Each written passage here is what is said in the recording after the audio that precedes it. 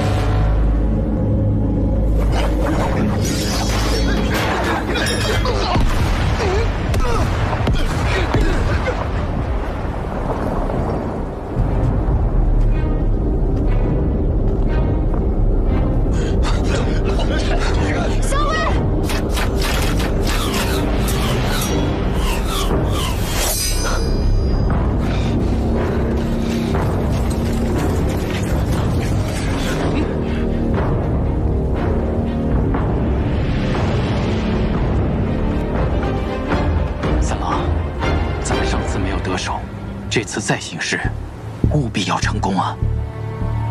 此次若不能击杀崔离，便会失去临淄王李俊这个强人。而且一旦崔林回到军中，他和伯父都不会放过。无论如何，崔林必须死。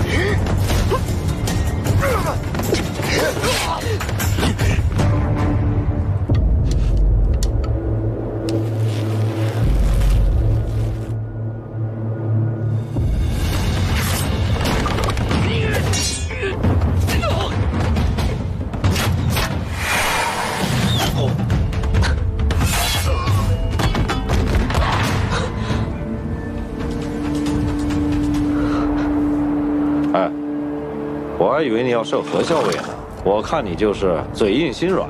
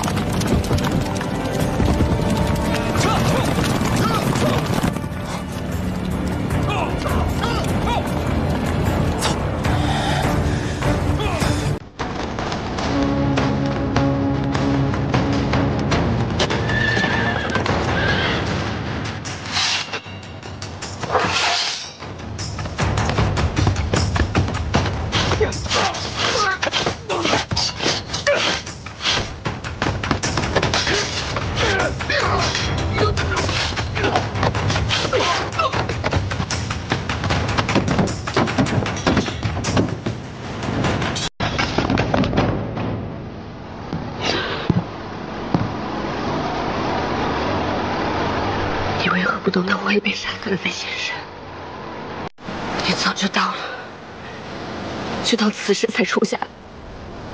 你就是故意的。是啊，我就是故意的。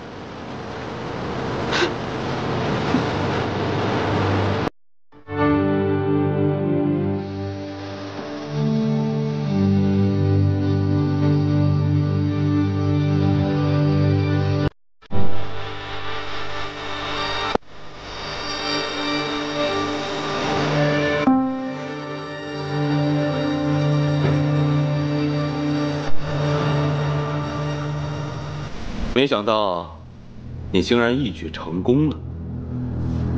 殿下，此次击杀崔林，属实是冒了天大的风险。不过，为了殿下的大业，倒也值得。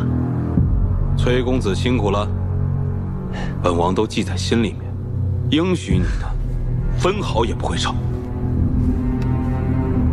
殿下大恩，崔离谨记，日后定誓死效忠殿下。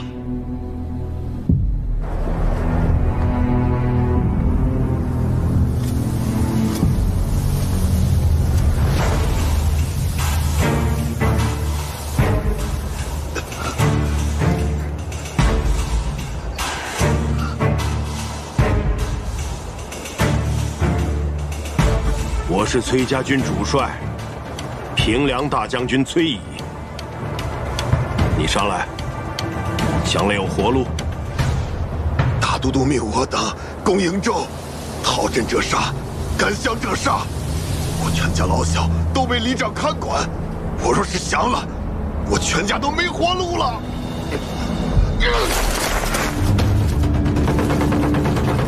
孙敬的兵马被咱们坑了一半。还有一半仓皇逃走，干脆我们一不做二不休，跟在他们后面，直捣西长京。大将军，大将军，大将军，大将军，公子率军返回瀛州的途中遭遇埋伏，受重伤落入水中，现下落不明。公子身边的人呢？何校尉呢？公子遇袭之时，镇西军恰在左近，救了一些人。镇西军的主帅李逆写了一封信。差人过来，送给大将军。崔大将军，逢崔家军遇袭，恰在左近，昔为之晚矣，令公子堕河。幸其救得阿莹，深可为大将军之幸。阿莹安然无恙，于镇西军中休养。唯望大将军率大军与镇西军同取西长京。李逆这个无耻之徒，狂妄至极，竟然敢用！竟敢胁迫我！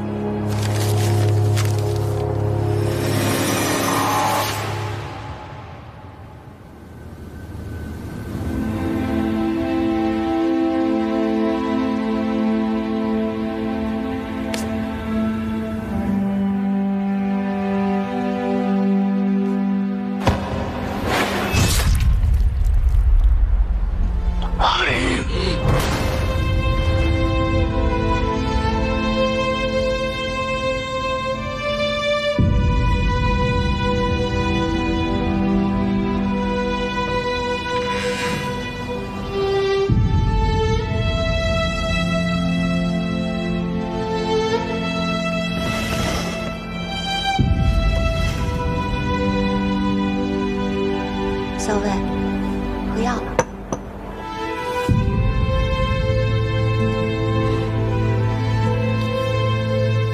太烫了，一会儿再喝。你也别太难过了。公子或许被人救了呢。这么多天过去了，一点消息都没有。只怕是凶多吉少了。哎呀，也许公子被人救了，但是在养伤，所以一时无法回来。好了，桃子，你别安慰我了。他本来身子就弱，又受了那么重的伤，落在湍急的河里。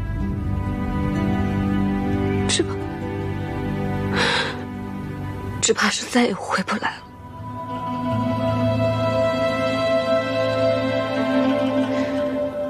我从小一起长大，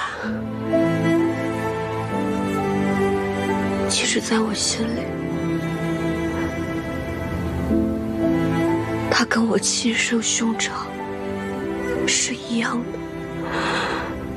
但没想到，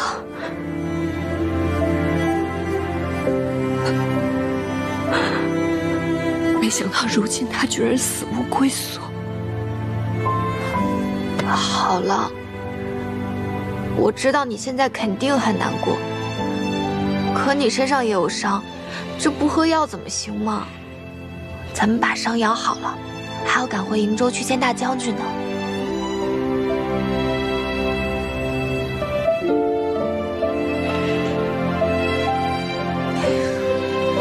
李逆这个坏人，竟然把咱们扣在这太清宫，还不肯放我们出去，他这是把我们当犯人关起来。不都说了吗？以后在我面前不要提他。你去找一些国府蜜饯吧，这样等你回来，药刚好凉了，我可以一口气喝。这太清宫里怕是没有什么国府蜜饯，又不能出去买。哎，要不我让他们给我2升麦子，发一些麦芽，给你熬麦芽糖，好不好？我这就去。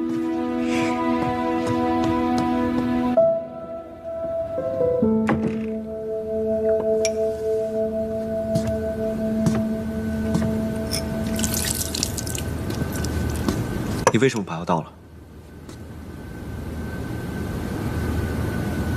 我是害了镇西军的罪人，我不吃药死得快点，岂不是更中你下怀？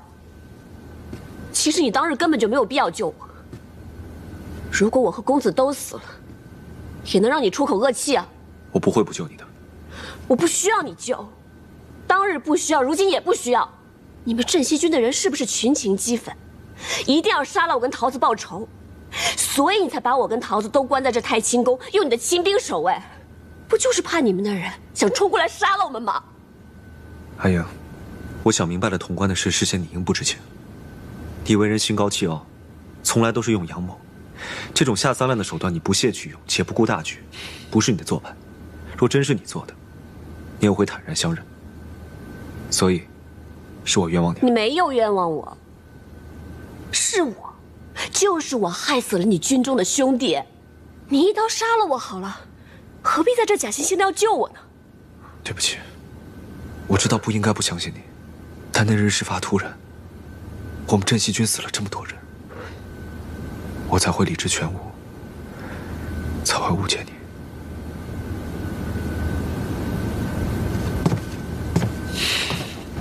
出去，我不想看见你。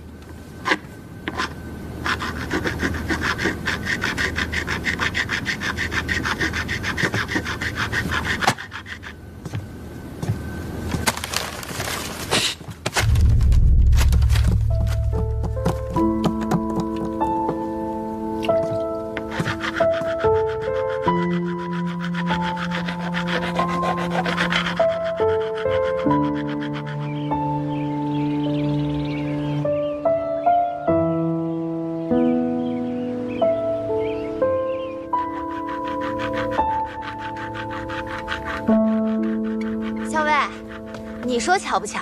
本来呢，我正发愁呢，做麦芽糖啊，怎么着也得2日吧。哎，没想到厨房那儿有洛阳送来的点心，说是给李逆的，我不由分说先拿了一点来。我试过了，没有毒，味道还不错呢。哎呦，这是怎么？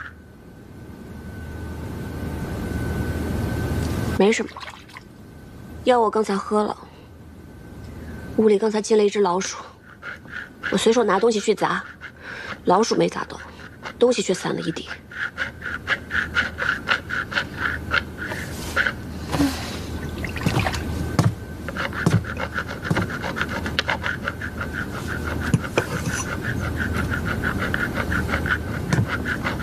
你说啊。这堂堂镇西军统帅，哎，学什么不好，偏偏要学老鼠。这老鼠拿了蜜饯来，还惹得我们校尉不高兴。白白浪费我1碗药。好了，我再给你熬1碗药去。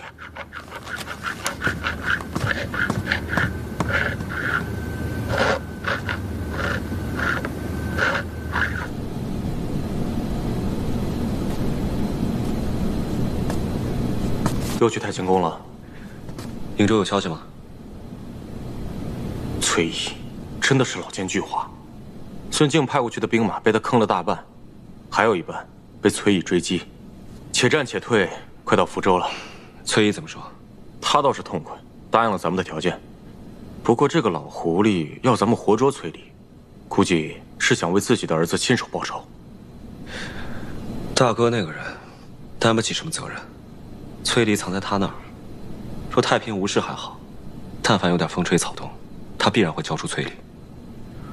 是啊，石七郎，太清宫的那几位既然不曾与崔林共谋，而且又是崔乙指名要保全的人，其中的缘由，我定会向军中的同袍解说。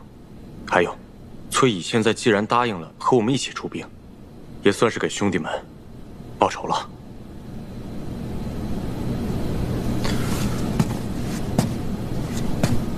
但是石七郎，太清宫你真的要少去了。那个何校尉是崔家军的人，你是镇西军的主帅，你们俩交往甚密，不妥的。阿勇，我跟你说过，是我有愧于他。可是石七郎，你要记住，陛下现在已经登基了，你是陛下之子，是镇西军的主帅，你将来不可能娶崔家军的女人，就算是侧室，也是不可能了。既知不可为，为什么不早了断呢？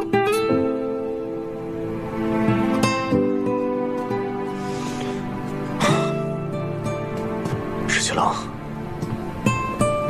只是你自己心里也清楚，你以后的婚配必定是陛下为你赐婚，选中的人也必定是京中的名门闺秀。就算你向陛下相求，他也会为你找一个堪做王妃的人。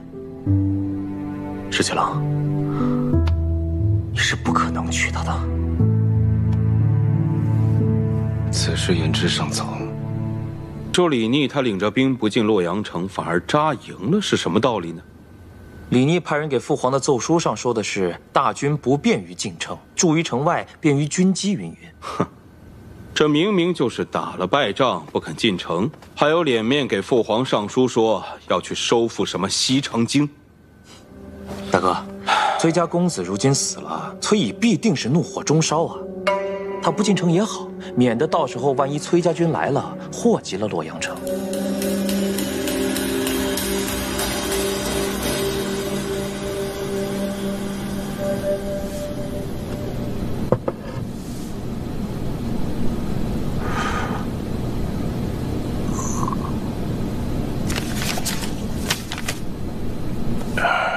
皇孙既然传信来给父亲，想必是有了破西长京的计策。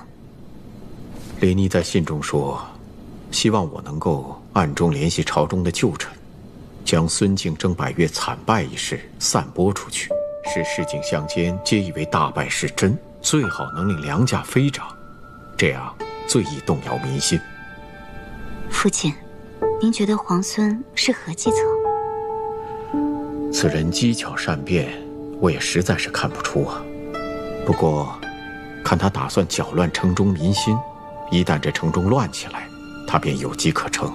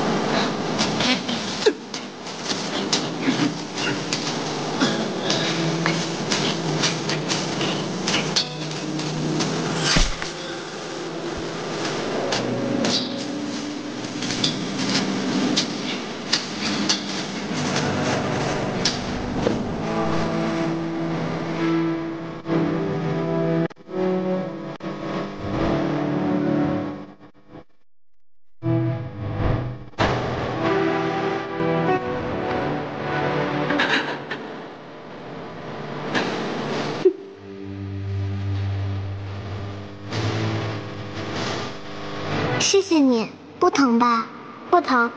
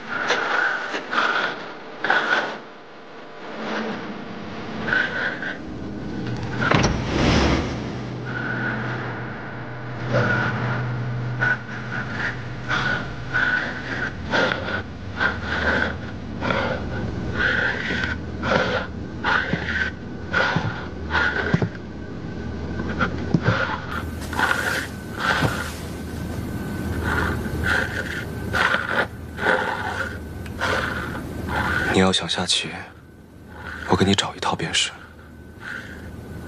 何必这么辛苦，自己打磨呢？公子喜欢下棋，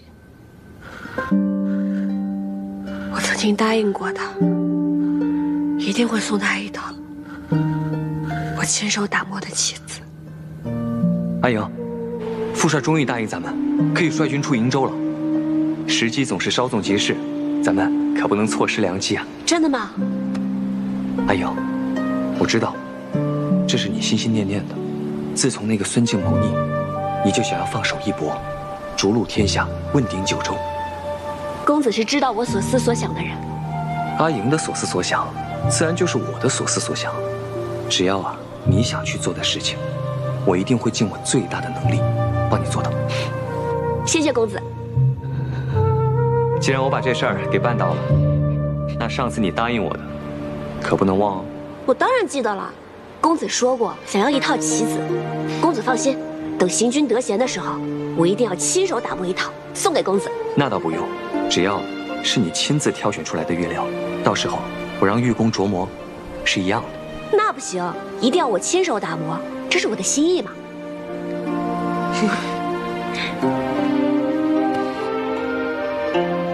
但是现在，怕是再也没有机会当面送给他了。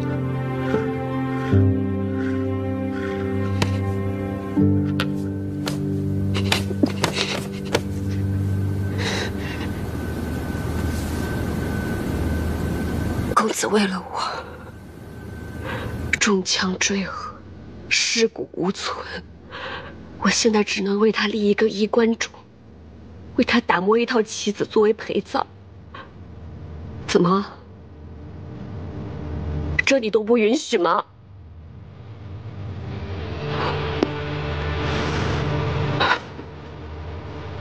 一定要说着负气的话吗？我没有说负气的话。公子是为我死的，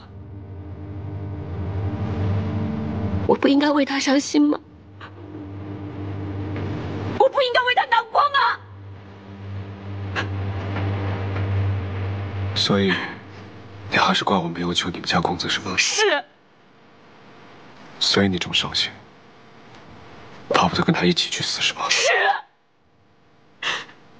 李聂，我告诉你，我一直都在骗你。我早就轻信我们家公子，所以我从来都是骗。西长京是我骗你去的，潼关之事是我和公子早就谋划好，我就是想要骗你，想骗得你一败涂地。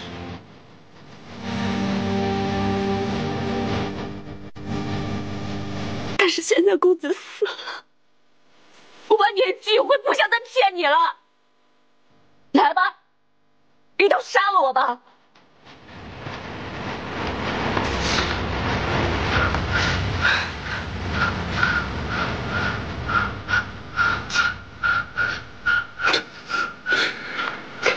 你真的是知道如何让我伤心，所以才跟我说这话。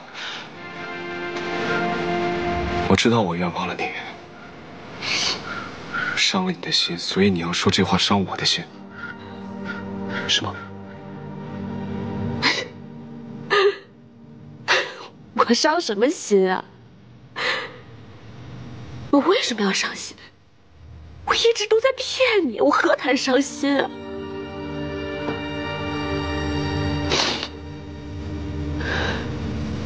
我是骗你的。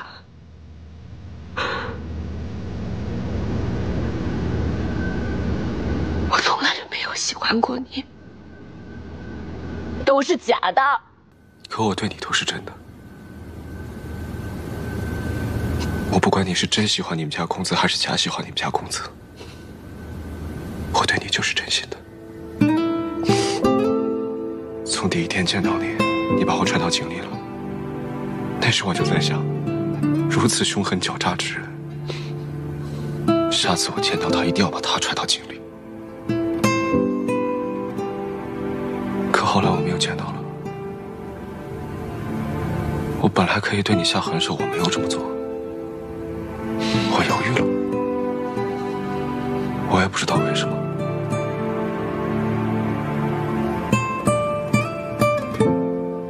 那天在太清宫，我和你打了个赌，结果我输给了你，但我心里却有一种说不上来的高兴，因为我终于知道，其实你心里也喜欢我，你心里也有我，所以你口口声声说你骗我，你不喜欢我，说从前都是假的，我不会相信，因为你对我都是真的。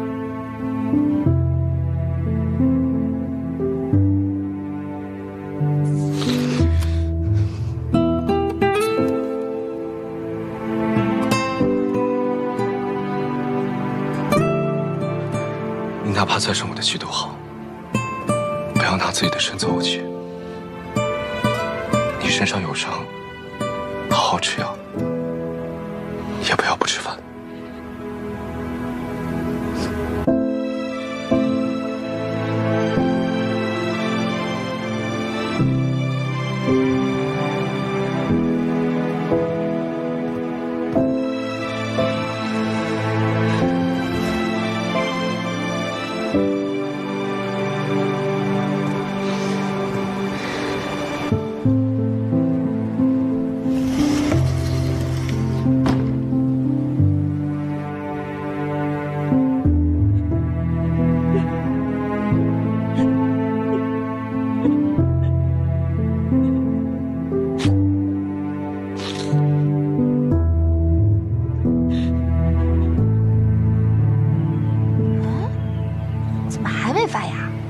难道是天太冷了？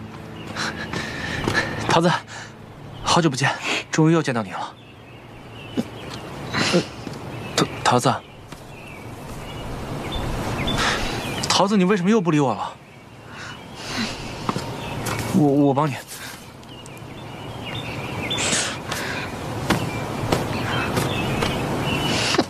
哎，桃子，桃子。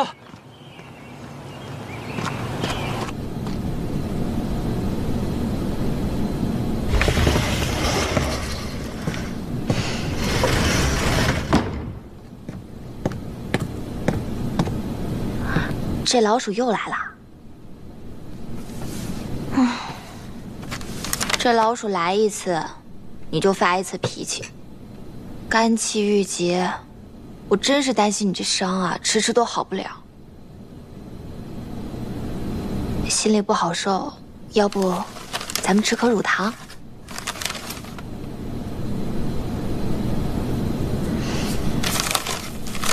这老鼠也真是的，明知道我们校尉看见他就想砸他，还敢拿糖来。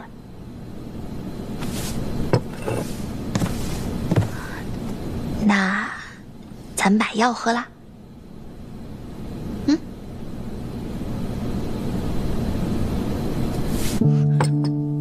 你手怎么了？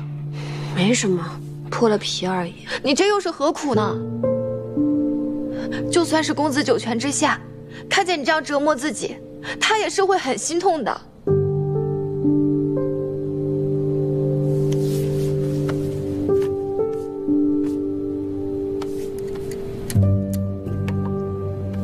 来，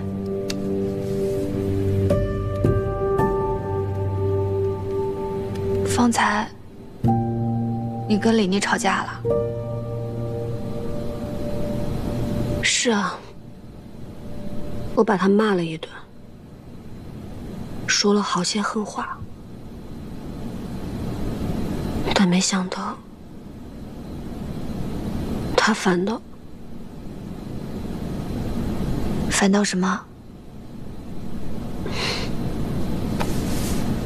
没什么。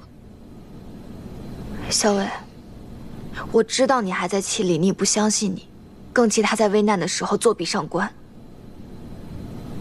公子的死，你又伤心又自责，可你总这么难过下去不是办法，你总是要顾好自己的身体的，是不是？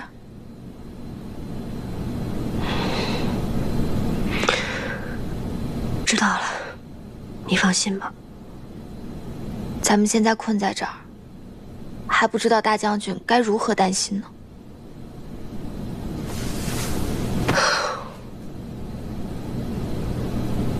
还是要想个办法，脱身回应州。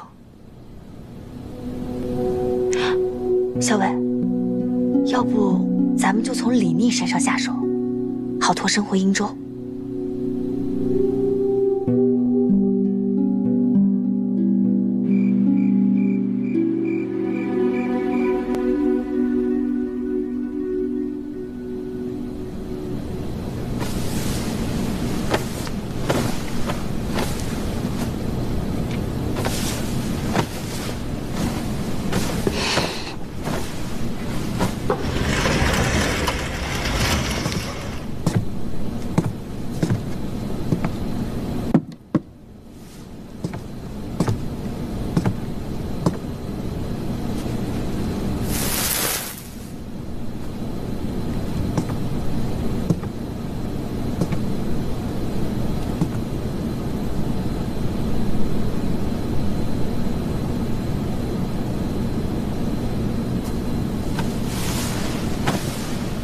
小老鼠偷灯油，偷不着偷蜜糖。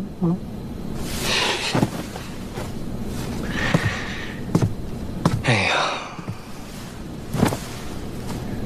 你晚上就喝了药，你饭也不吃，这样下去肯定会有伤元气。我给你带了一罐蜂蜜，给你烙了个饼，你要不就吃一点。多谢皇孙关心。我不饿。你就算生我的气，也不能不吃东西。皇孙何必要这么关心一位阶下囚？天太晚了，男女有别，皇孙在这里实在不方便，还是赶紧走吧。我只是想请你留下来多待几日，你并不是阶下囚。皇孙何必要说的这么冠冕堂皇？我们家公子已经死了，何某一介女流，对于皇孙挟制我们崔家军没有任何用处。既然说我不是阶下囚，那你为何不肯放我走？因为你身上有伤。当日你如果晚来一刻，我便也已是江中冤魂，何必还要在这关心我有没有伤？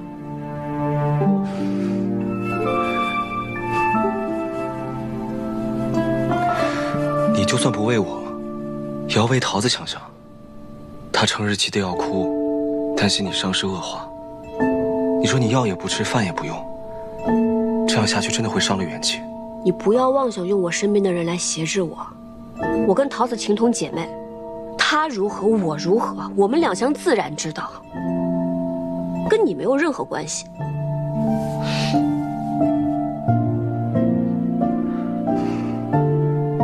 你既然还生我的气，那我先走了。不要带着怒气睡觉，对身体不好。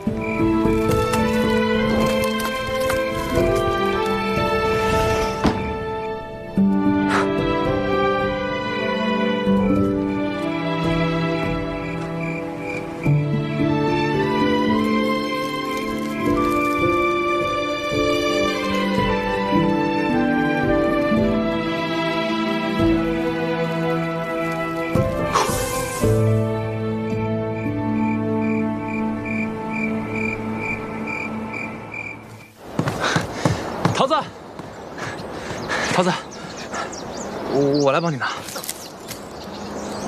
桃子，你还在生我的气吗？你可不可以别不理我了？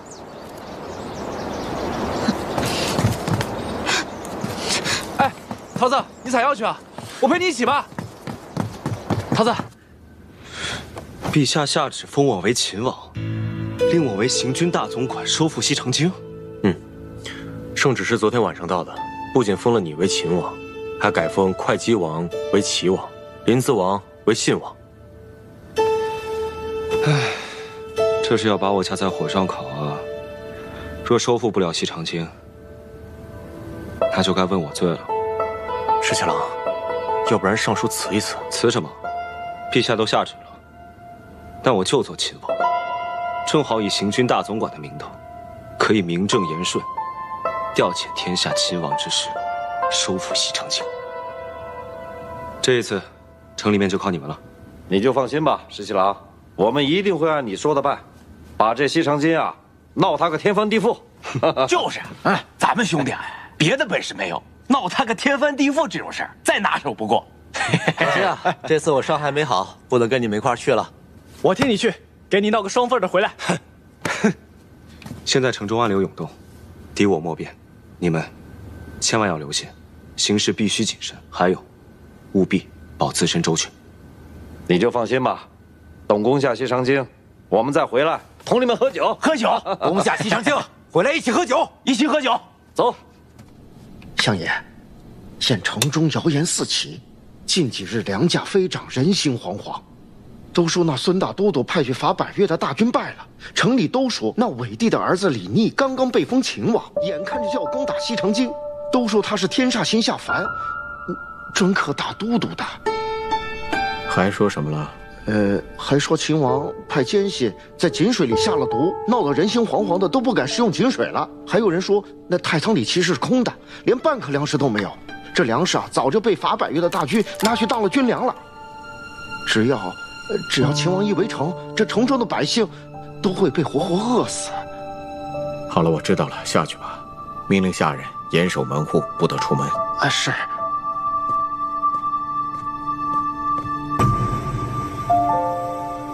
你可明白了？秦王这是想搅乱？正是，秦王正是想搅乱民心。现在，就看宫中那一位会如何应对了。把那些妖言惑众的人都抓起来，杀了！大都督，只怕这造谣之人别有用心，所以才要杀。不仅要杀，我还要株连九族。我就是要看看，到底还有谁再敢胡乱造谣生事。是。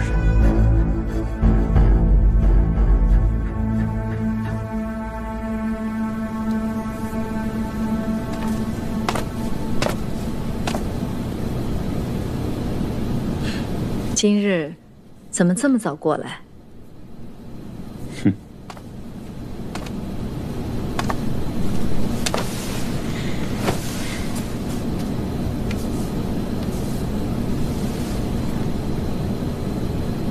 你从前不喜欢这些脂粉，今日怎么热衷起来了？也许是那一日，在镜中看见自己的白发吧。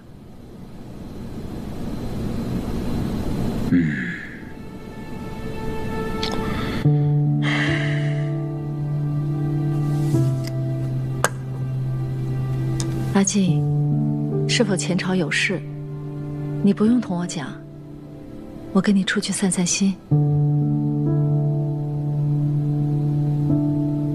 我自起兵，一直觉得天下九州腐蚀可得，没想到李逆率领镇西军竟然一路杀过来，剑指西长京。潼关是两京门户，只要潼关在手，李逆就算是有洛阳，也无用武之地。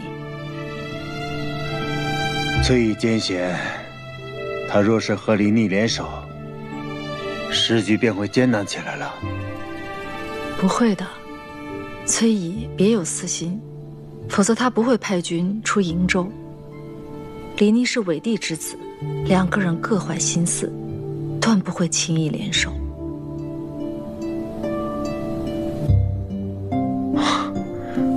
我本不应该同你讲这些。走，打马球去。好。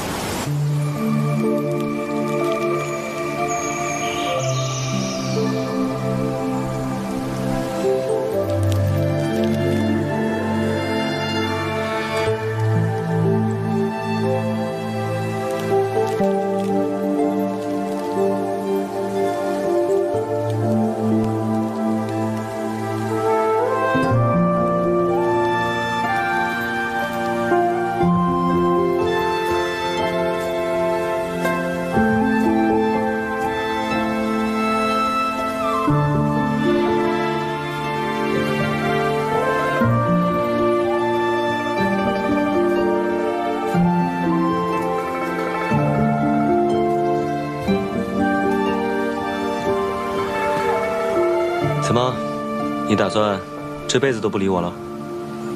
秦王殿下多虑了，如今殿下刚刚封了秦王，想给殿下献殷勤的人多了去了。殿下又何必这么在意我？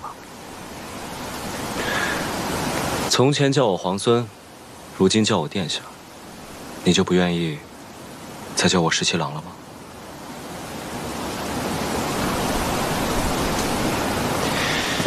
哎呀，还是这里舒服呀。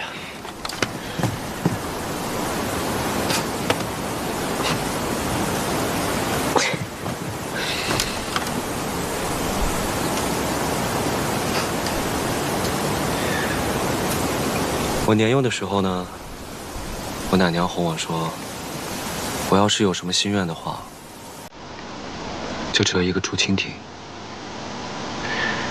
当它落地的时候，那我的愿望就实现了。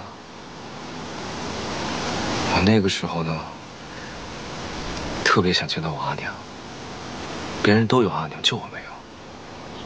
于是我便折了好多只竹蜻蜓，翻到墙上，一只一只的往下放，直到全部放完的时候，我才发现，原来奶娘是哄我的。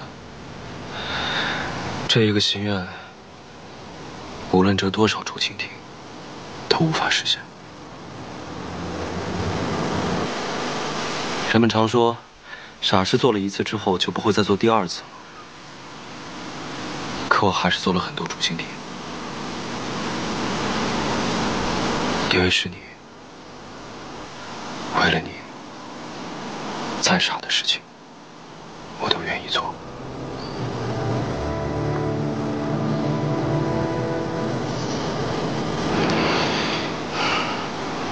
阿英，原谅我好不好？我保证，从今往后，我不会再随意误解你了。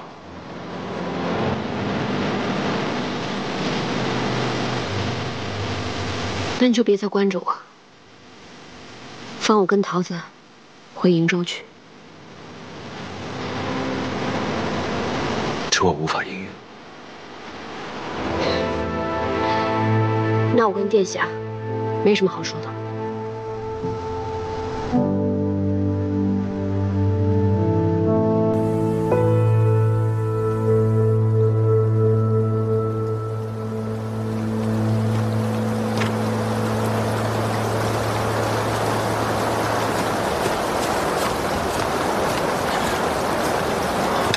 还有心清雅致在这里钓鱼啊？怎么，崔乙的大军来了吗？还没有，在路上，慢得很。石七郎，你说这个崔乙会不会另有心思？这西城京城里情势万变，如果他再不快点的话，我就怕这个时机稍纵即逝啊。他被我胁迫，当然不情不愿了。再说，我兵少他兵多，攻城他却要出全力，你说，他肯速速前来吗？我刚刚收到消息，大将军已经。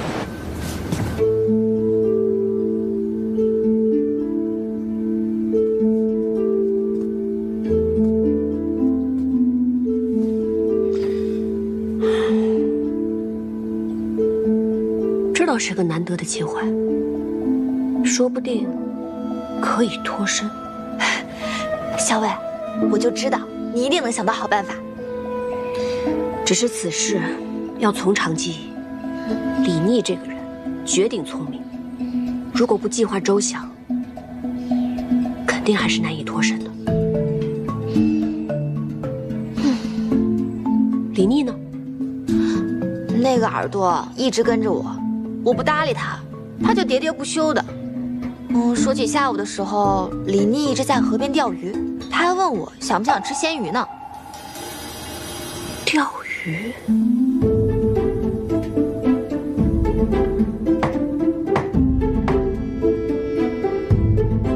谁啊？殿下，是我，桃子。请进。殿下，小裴将军。殿下，校尉天天喝药，饮食减了大半，人也清瘦了不少，这些你都是知道的。今天校尉喝完药，突然说他想喝鱼丸汤，我就赶紧去问厨房了。但是厨房说今日不逢集，也只采买了一些蔬菜。可巧我看到那水桶里养了几尾活鱼，可他们说那是殿下今日在河边钓的，所以不敢擅自做主，我就前来询问一下殿下。难得他想吃点东西，我去厨房做吧。那就不劳烦了，我来做就行。没事，鱼丸捶打讲究巧劲儿，我来。如此的话，那就劳烦殿下了。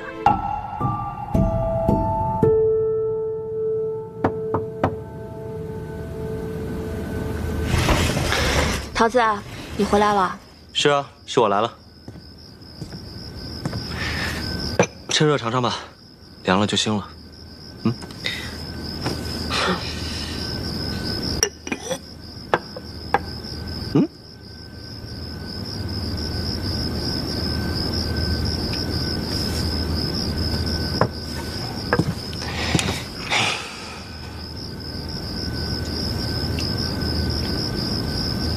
吃吗？倒是挺新鲜。你啊，就应该好好调养一下。就算再生我的气，也不能不爱惜自己。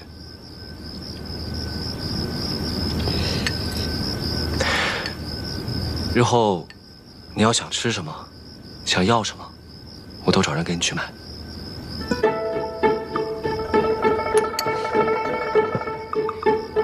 你就真的不怕我趁机传递消息，然后一走了之吗？你若是走得了，我也有办法将你半路截回来。你不信的话，尽管一试吧。孙敬征百越的大军并未真版，只是瀛州兵版，只怕孙敬会速速召回百越大军，他又掌控了潼关，对你是两面夹击。除非你能在百越大军回朝之前攻下西长京，但是以镇西军如今的兵力，怕是做不到了。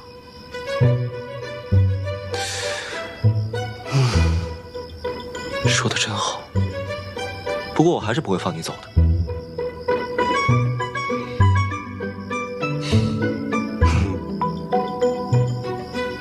殿下真是知我甚深啊！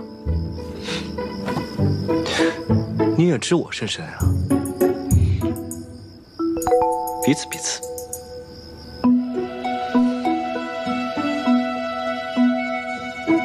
桃子，你药材买齐了没有？那个，都过去那么久了，你能不能理理我？只要你能理我，你让我做什么都行。你说我为什么不理你？那天你就眼睁睁地看着我跟校尉被别人追杀，你们不管不顾的。你和你们家秦王一样，薄情寡义，见死不救，铁石心肠。不是的，那一天我也很着急，我也很想冲下去救你的，但是军令如山，我也是实在没有办法。再说，我们镇西军的兵卒是从来不会违反军令的。狡辩！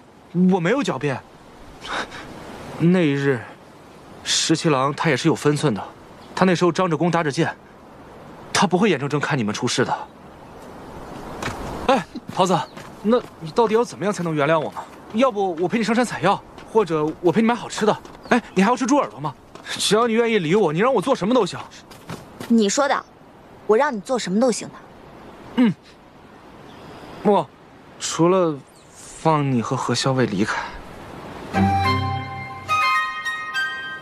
你不是耳朵挺好使的吗？你不会真的要吃我的耳朵吧？我呸！谁要吃你的臭耳朵了？我是说，我想让你给我做一个哨子。哨子？嗯，这个哨子呢，只有你一个人能听得见。以后我有什么急事找你的话，我吹那个哨子就行了。听起来挺难的。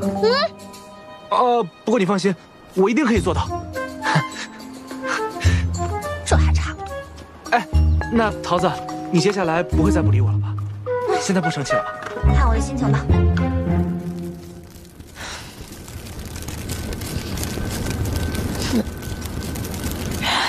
唉，十七郎刚刚去见了何校尉，结果又吃了闭门羹。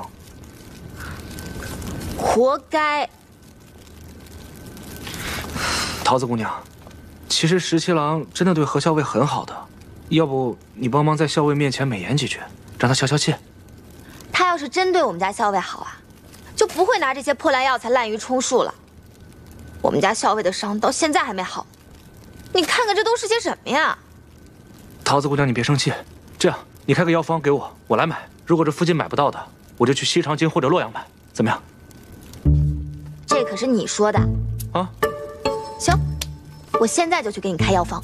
好，继续扇，不要停啊。哦。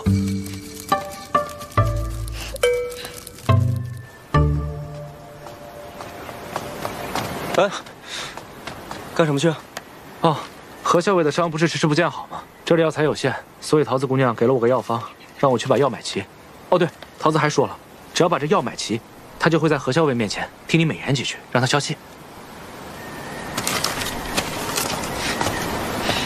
龙骨、冠叶连桥、马蹄街、海服时春不见，衣贝母。这么多药材，还特地指定了药铺，药铺之间相距又这么远。桃子说了，哪一家药铺药材最好，他最清楚。如果我到时候随便糊弄过去，他一闻就知道，到时候肯定饶不了我。嗯，辛苦了。那我去了。嗯，哎，桃子又没让你一家一家去买，你派人分头去买，岂不更快？桃子姑娘拜托我的事情，我怎么可以让别人去做呢？再说了，不就多跑几个地方吗？我脚程快，不会耽误的。那我走了。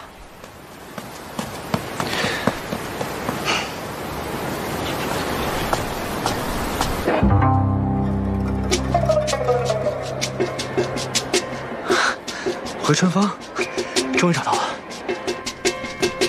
掌柜的，帮我抓一下这个马蹄筋。啊。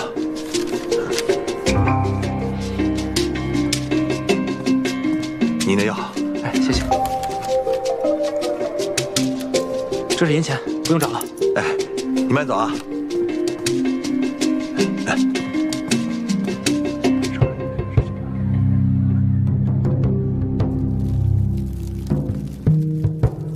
桃子姑娘，桃子姑娘，我要买齐了。这么快？你不会是偷懒没有买全吧？没有，我都是按你的单子一家一家买的。我看看。嗯。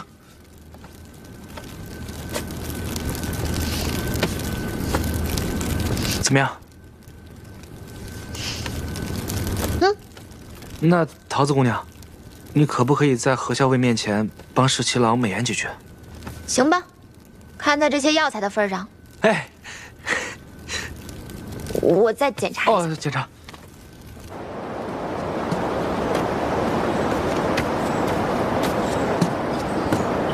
阿莹，我看今天天气不错，我给你折了桂花。阿莹，阿莹，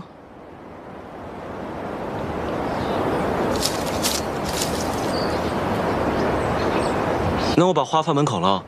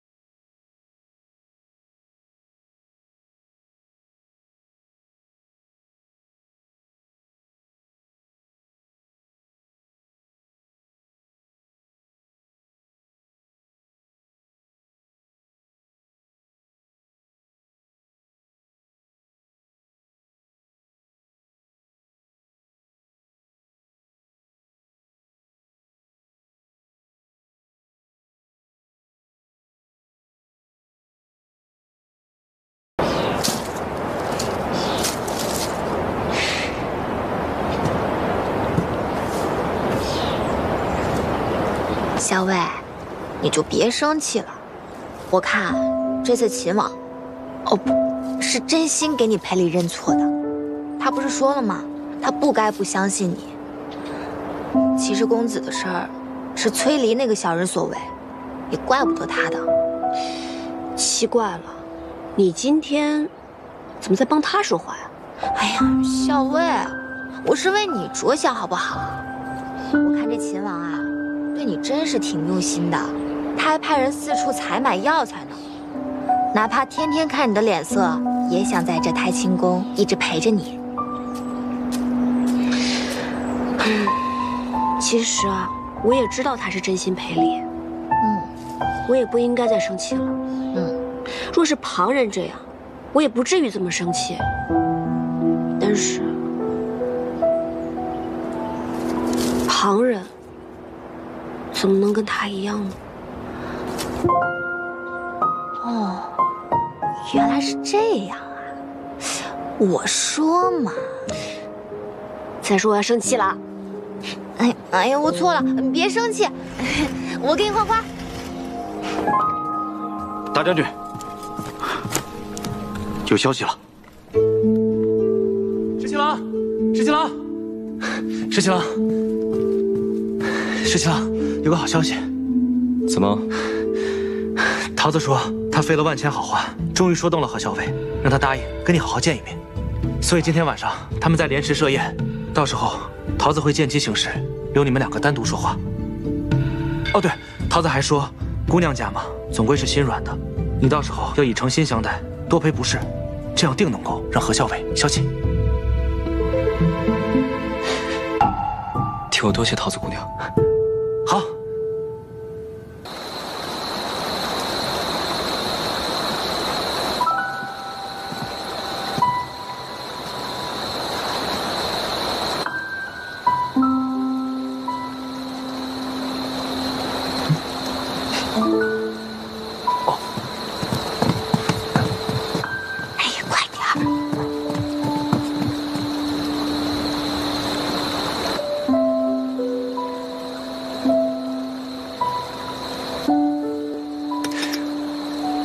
身上有伤，别喝酒了。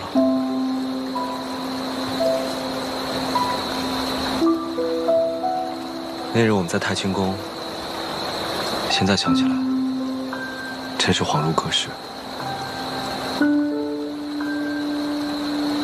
是啊，阿英，你还在生我的气吗？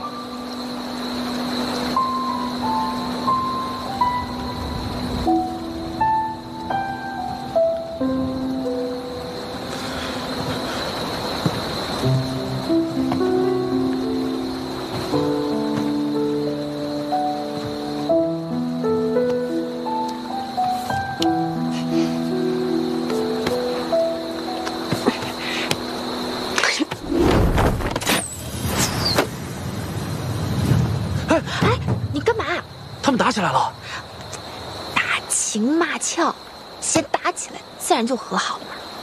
再说，就算打起来，你们家那个石七郎他能吃亏吗？别打扰他们了，咱们走吧。去哪儿？哦，我有点饿了，要不咱们去吃唐敏家的点心吧？我一直听说他们家的点心在东都特别有名，一定很好吃，我想去尝尝。走，我带你去。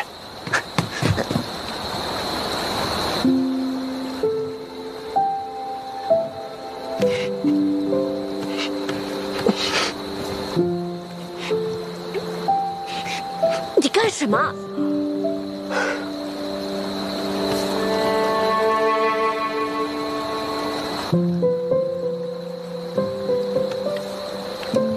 你手上的伤好些了吗？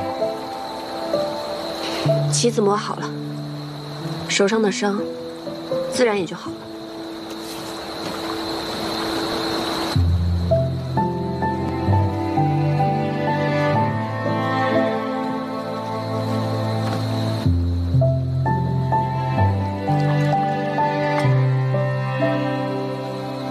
你为你们家公子亲手打磨了整套棋子，连自己手受伤了都可以不顾，但你却没有亲手为我做过些什么。谁说我没有为你做过什么？你为我做过什么？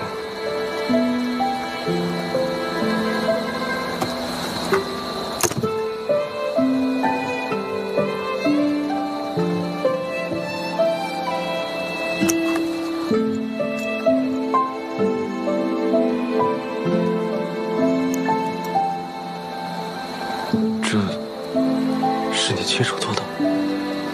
在潼关的时候，我就已经开始做了。本来一直想着找机会送给你，可是后来我发现，你是一个忘情负义、见死不救的人，我还是烧了算了。怎么能烧了呢？你要是不生气的话，只要你不生气，哪怕你一天骂我1000句、10000句，我都会乖乖听着。呸！谁愿意骂你？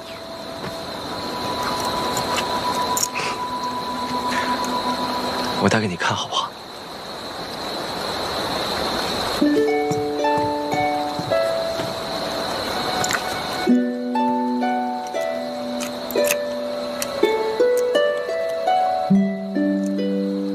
我一只手记不好，能帮我记一下吗？它不够紧，你看一下嘛，要不然你不就白送了吗？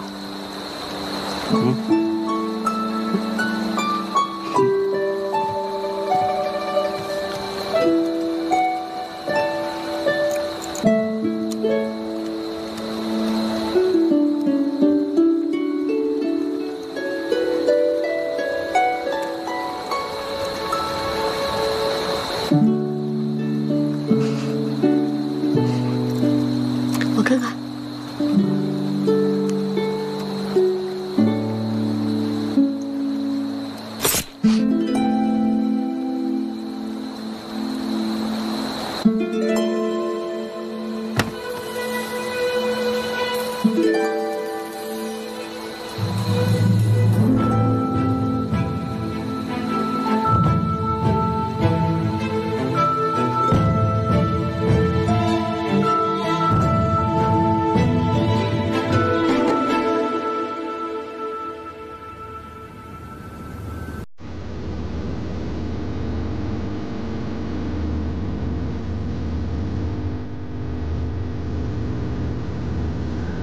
你我终究是敌非友，今日一别，再相见时，恐怕要在战场上以命相搏。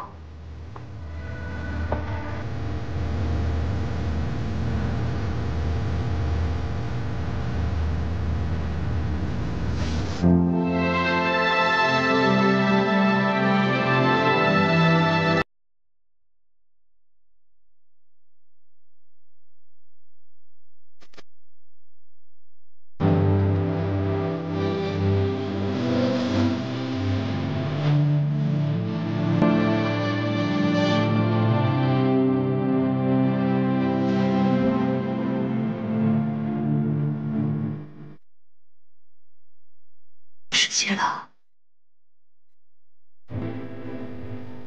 多保重。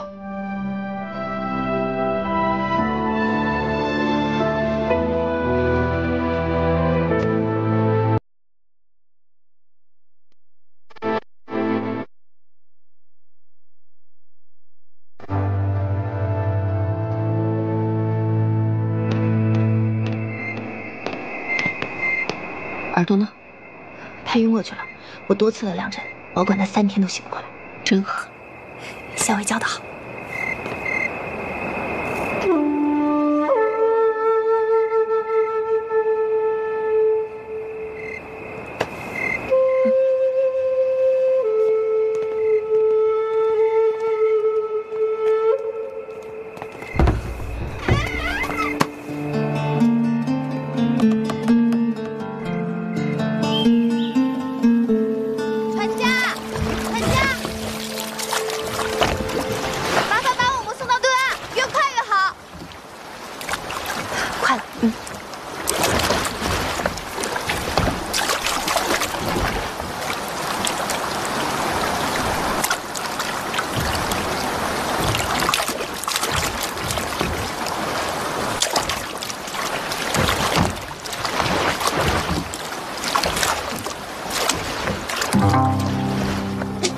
请我。哎呀，你叫我呀？哎，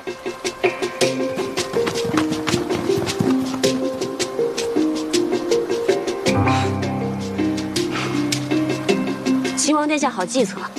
哎呀，这不是将计就计吗？那日看到桃子给常二的药单，就有所怀疑。果不其然，你们不仅通过药铺联系上了崔家军，还故意演了一出好戏，为的就是让常二真的以为桃子为我美颜，而你也真的被说动了，就是为了设一场宴，刺晕我，以便逃脱。所以你早就知道了，就一直看着我们做戏。我这不是了解你吗？不让你试着逃一次，你怎么会甘心呢？好了，现在就带你们回到你们的住处。走喽！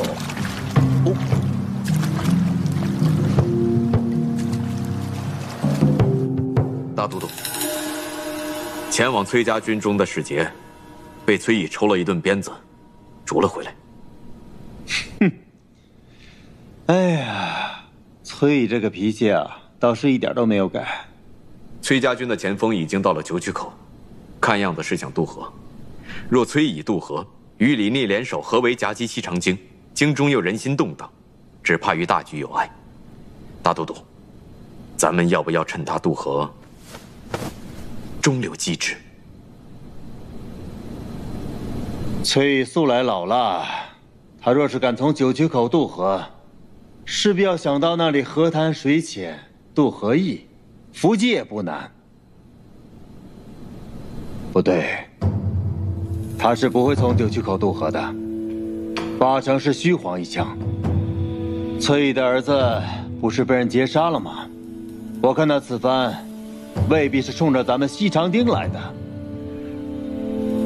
放他渡河。大都督，若崔家军渡河之后，与李逆……放他渡河。他若是敢火中取栗来攻我们西长京，那我就跟他决一死战。他要是奔洛阳去，那我就派出兵马，趁隙剿灭李逆。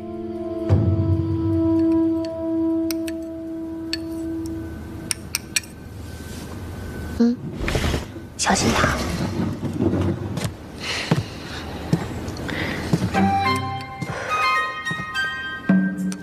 桃子，你们家校尉身体如何？还缺药材吗？托殿下的福，药材倒是不缺了。你心里明白，我们校尉的病都是被你气出来的。哎，这可糟了。说些让你们家校尉更生气的话吧。由于汲取了这一次教训呢，我又重新派重兵把太清宫这里里外外都围得跟铁桶一般。我更是派了几十名斥候，又把每一个出口死死地盯着。这次你们若还是想逃出去，我都替你捏一把汗。秦王殿下，想必你已经计划周全，准备在西长京城中一击必中了。这再严密的计划呢，都会有纰漏，谈何周全，又谈何一击必中呢？既然还没有周全的计划，那不如这样吧，我来替你谋划，杀了孙敬，然后你放我离开，如何？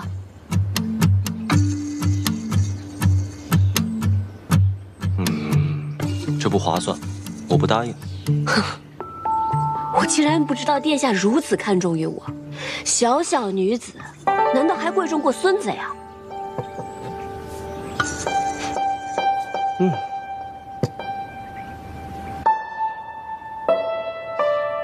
崔乙独女，自然贵重过孙子。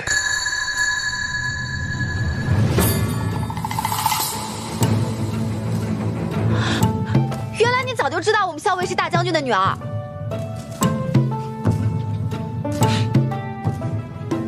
原来你早就知道，怪不得你一直不肯放我走呢。桃子姑娘，你先出去一下，我有几句话想对你们家何校尉说。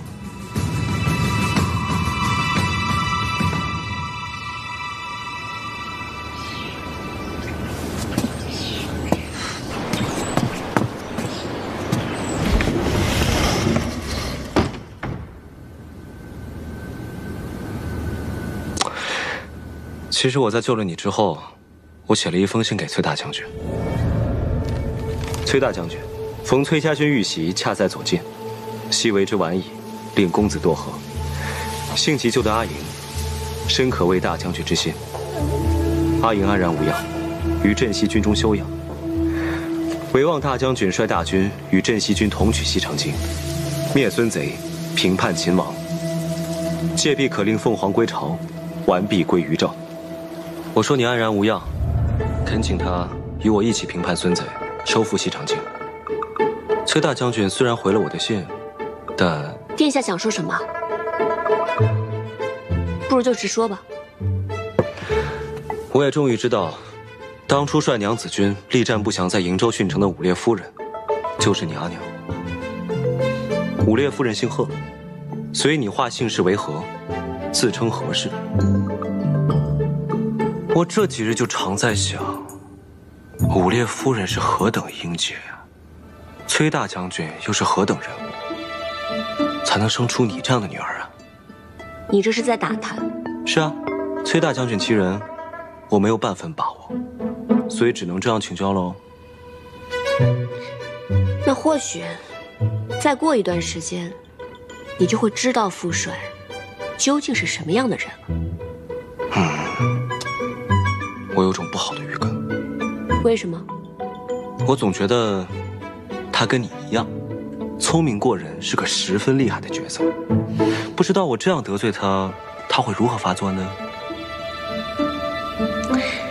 父亲就我这么一个女儿，你拿我威胁他，父帅会作何反应，自是不必说。若是你落在了他的手中，八成他会拿鞭子抽你。哎呀，那我可得小心点，不能落入他的手中。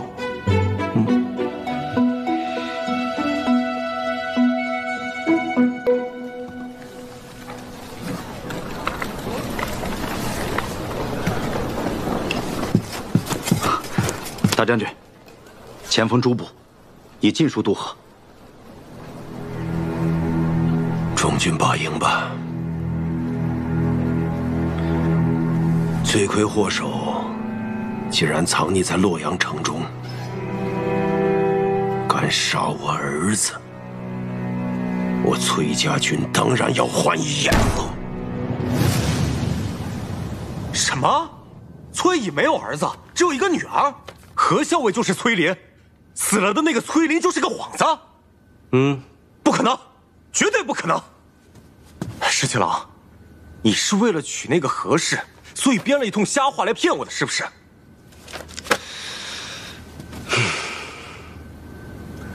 你仔细想想，从前崔公子对何校尉的态度，你再仔细想想，我有没有必要骗你？原来如此。所以你才把他扣在了太清宫，不肯放他，然后在这里布下重兵。你是想用他来胁迫崔乙？这怎么能说是胁迫呢？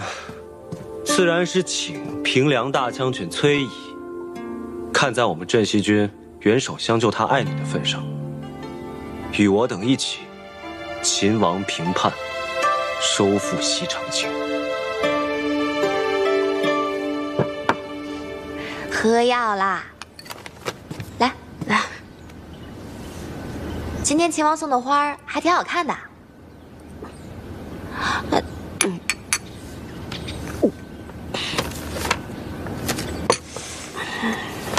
哎，你今天怎么好像变了个人一样？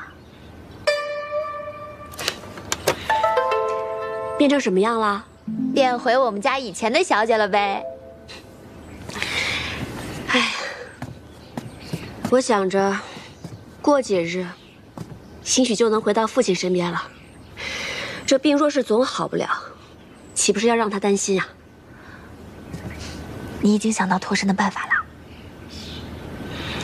只怕父亲已经率军赶到洛阳城外了，局势风云变幻，这个李逆困不了咱们太久了。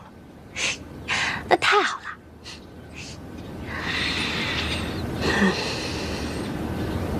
我只是在想，要是公子能够侥幸脱险，那就真的太好了，不然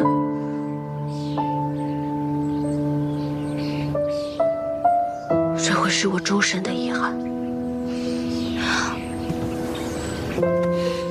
好了，如果公子知道的话，他也希望你能够不要多想，保重好自己。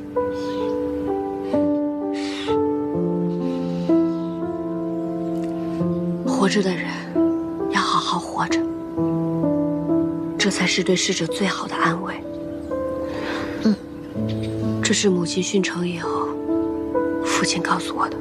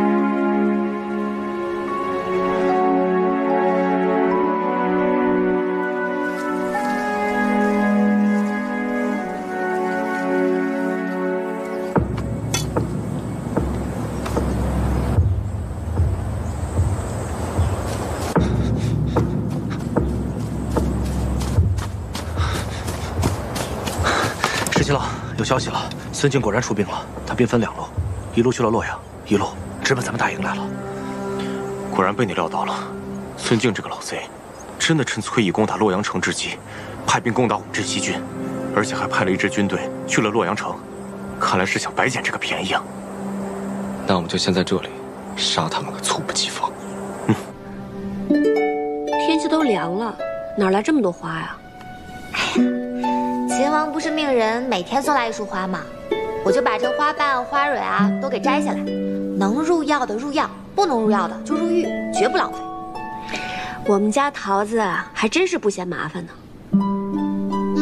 每天待在这儿，闷都闷死了，总得找些事情做吧。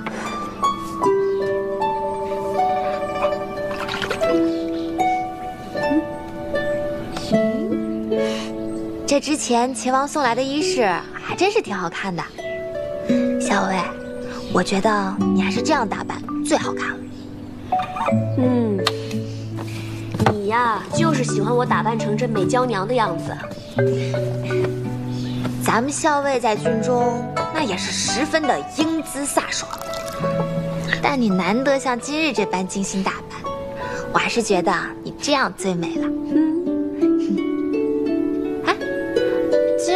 怎么秦王迟迟没来？我猜他肯定是被什么事情给绊住了，搞不好副帅已经到了。洛阳城里可得争口气了，能挺一刻是一刻。若洛阳城破了，孙晋的人马马上就会调转过来和他们会合，来夹击我们。到时候啊，就大大的不妙了。老四，咱俩赌一把。什么？就赌这洛阳城，他能守到几时几刻？不跟你赌，不跟你赌。洛阳恐怕是一时半刻也守不住。嘿，一帮莽夫！如今只能指望崔乙能够阻孙敬一阻了。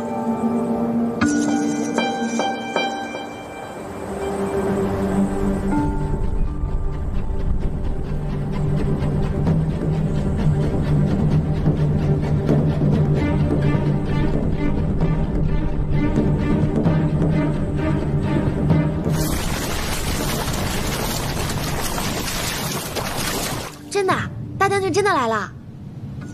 我虽然是猜测，但是8、9不离十。这些年，崔家军都以公子的名号在外征战，副帅一直久居营州，但一招出手便大破孙敬之军。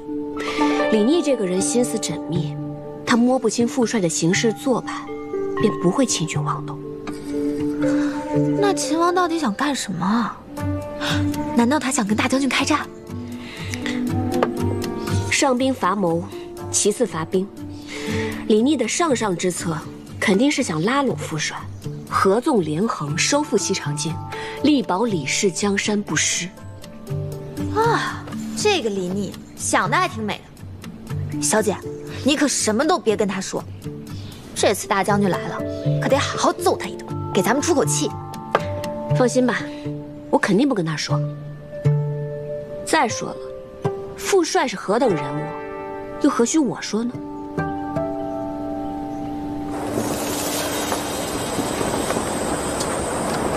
十七郎，俘虏已经全部安排好了，而且还有些伤兵，也给他们上了药。咱们这一仗又折损了孙敬不少人马。撤！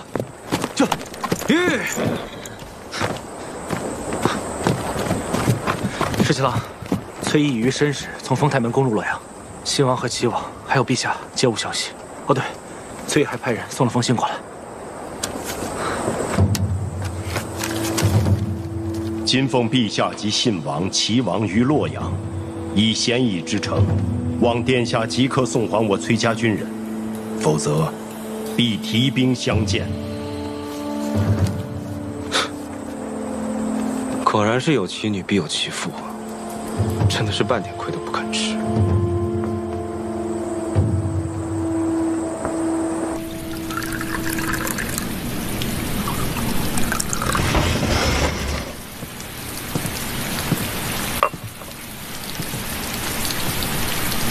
殿下，请用茶。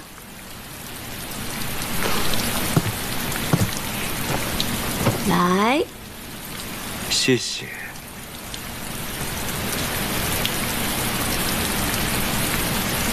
这护腕还带着呢。是啊，取银针时费了些功夫，之后就再也没有取下过了。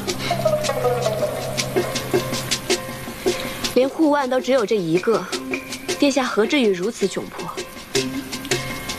若有人愿意再送我一只，我自然乐意收下。殿下军务繁忙，既特意到此，想必是我父帅令殿下看到了他的诚意。我之前呢还好奇你父亲是个什么样的人，结果果然不出我所料，他与你简直是一模一样。你不愧为他的女儿，他也不愧为你的父亲。这话如何说啊？你的父帅呢，已经不费吹灰之力攻入洛阳，我父亲和两位兄长全部被你的父帅俘获。父帅生性豪爽好客，想必陛下也会十分适宜。你说，你长得这么好看，是像你父亲多一点，还是像你母亲多一点？别以为你跟我说这些甜言蜜语，我就会忘了你把我关押在此处之仇。你父亲这般好客，我哪敢再留念？只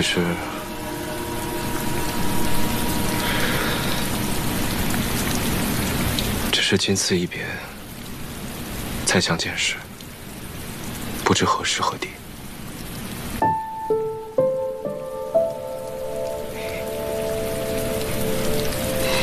你打算什么时候放我走啊？崔大将军写了信，说希望明日就能见到你，我哪敢不从啊？明天啊？明天。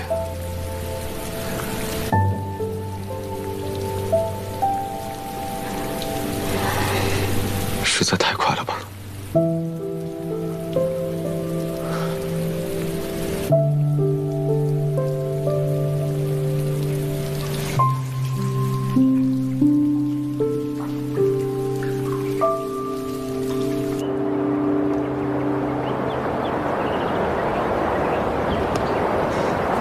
那，你试试。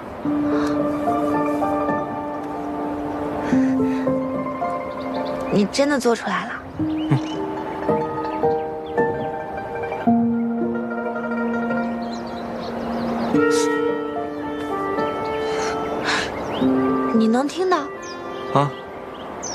以后只要你吹响它，我就会立刻到你身边。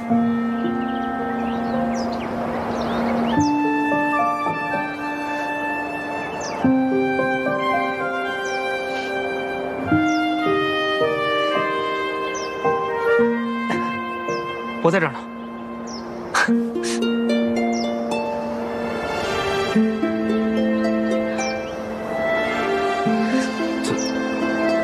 怎么了？你不喜欢吗？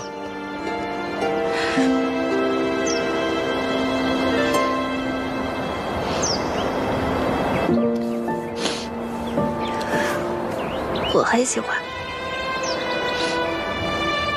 我就是想吃猪耳朵。我给你去买。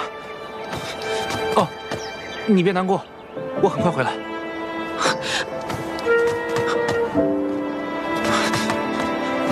怎么了？发生什么事了？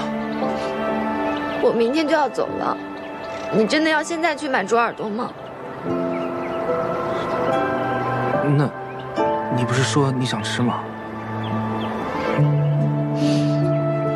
你呀，真是蠢得不可救药。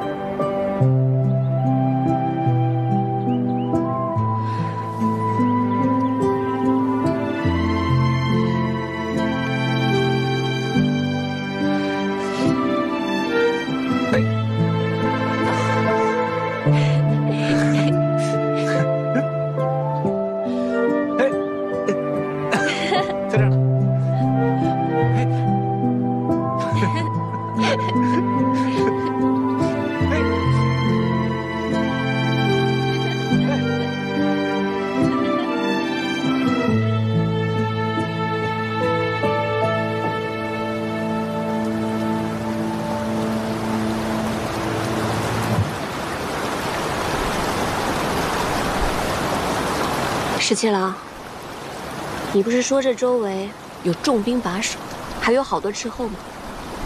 是啊。那如果我们从这儿悄悄溜出去，会有人发现吗？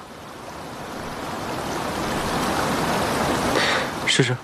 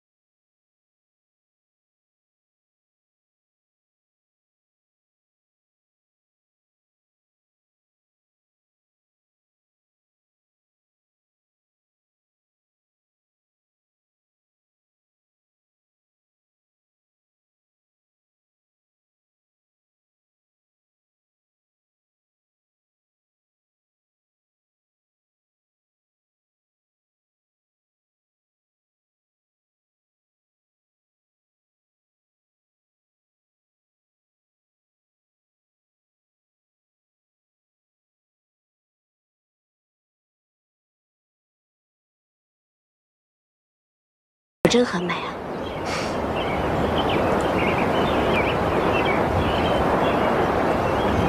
其实我一直都很好奇，你究竟是怎么样知道我的身份的？崔家大小姐的气度，自然不是普通人可及啊。我的身份还有和公子的关系，别人都不怀疑，怎么偏偏就你能看出来？当初呢，你骗我说你是崔公子的侍妾，我便对你的身份起疑，于是我便设宴试探崔公子，更是佐证了你的身份并不简单。你和你们家公子名为主仆，实则他对你更尽几分。加之洛阳城之前，我又撞破了你替你们家公子上阵御敌。我就知道，当时你挑开我的面具，不免会疑心。可是当时我只是带公子上阵，你又如何能确定我就是父帅的女儿？当日你在潼关不顾自身安危也要救崔大将军，在旁人看起来可能全无破绽，但经过我细细琢磨之后，我总觉得不对，终于就被我猜到了。原来你早就知晓了。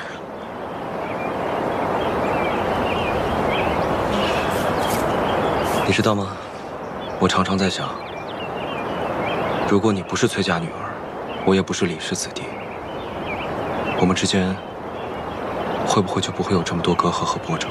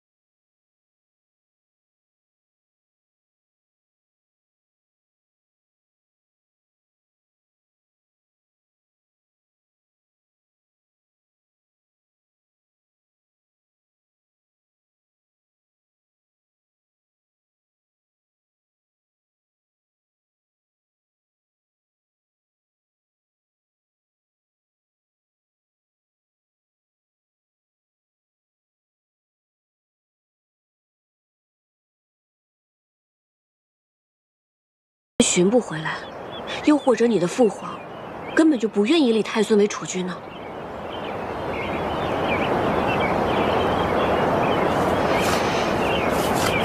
我们私奔吧。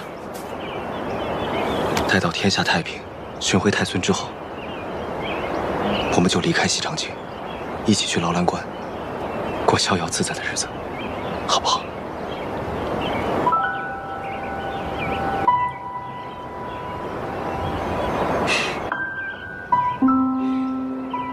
虽然知道不是真的，但是听你这么说，我还是很高兴。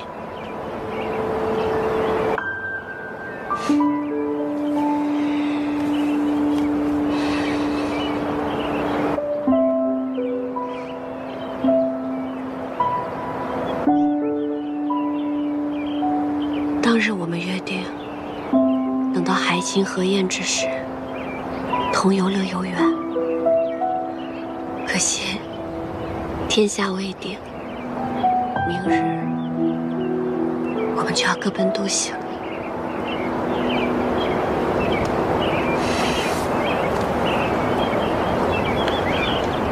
会有那天的，到时候我们就先游乐游园，再去劳兰关。我们一起骑马驰骋，去看看这山河，好吗？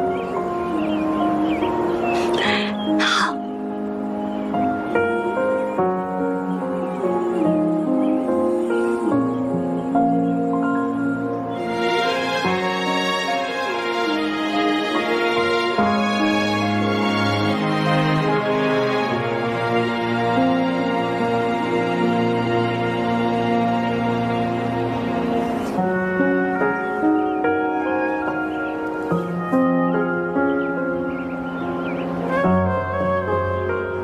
明日分开，再见，就不知何时了。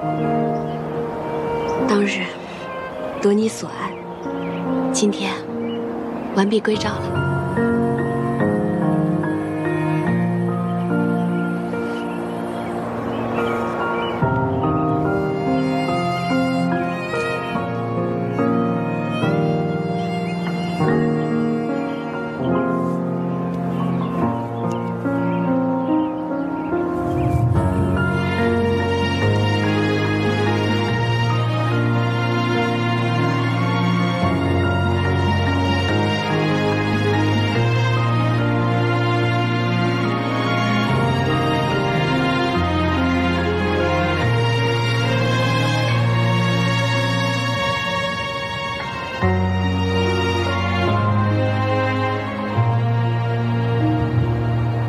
阿莹，你跟你们家公子真的是从小一起长大的？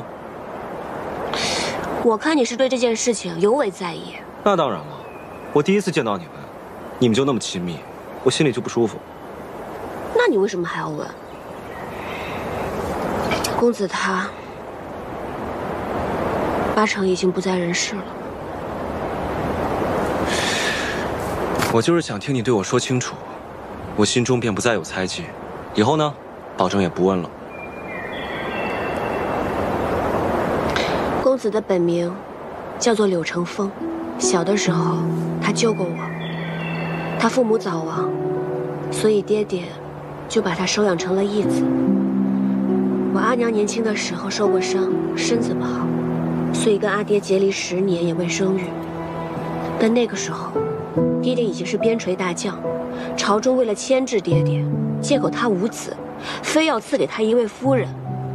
后来阿娘心一横，到处研医问药，最后终于有了我。可惜，还是无法应对朝廷。阿爹便谎称自己生了个男娃，按照崔家的排行，取名为崔林，作报于朝中。原来如此。后来，阿爹在瀛州对抗接硕，阿娘力战殉城，朝中追封阿娘为武烈夫人。阿爹感念阿娘的情谊，再未续弦。后来阿爹也把我当成男孩一样养大，但在我7、8岁的时候，女孩的样子再也掩盖不住了。阿爹就让柳成风顶着我崔林的名字在军营中行走，以免我是女子一事被揭穿。公子因为我从小到大遭受了不少危险，就连他的名字也不被人所知，所以他活生生的活成了我的影子。我们俩从小一起长大，我把他当作兄长，自然要比旁人亲近一些啊。你把他当兄长，他心里可不这么想。他都已经不在了，你还要这么介意吗？怎么总是说我？那你呢？我怎么了？顾相家的那位小姐十分中意你，在西长京的时候还不顾危险到客栈来给你报信，你就不感念人家的情谊吗？顾小姐同我和我同她可不一样，她十分中意我，我又不中意她，只好令她失望了。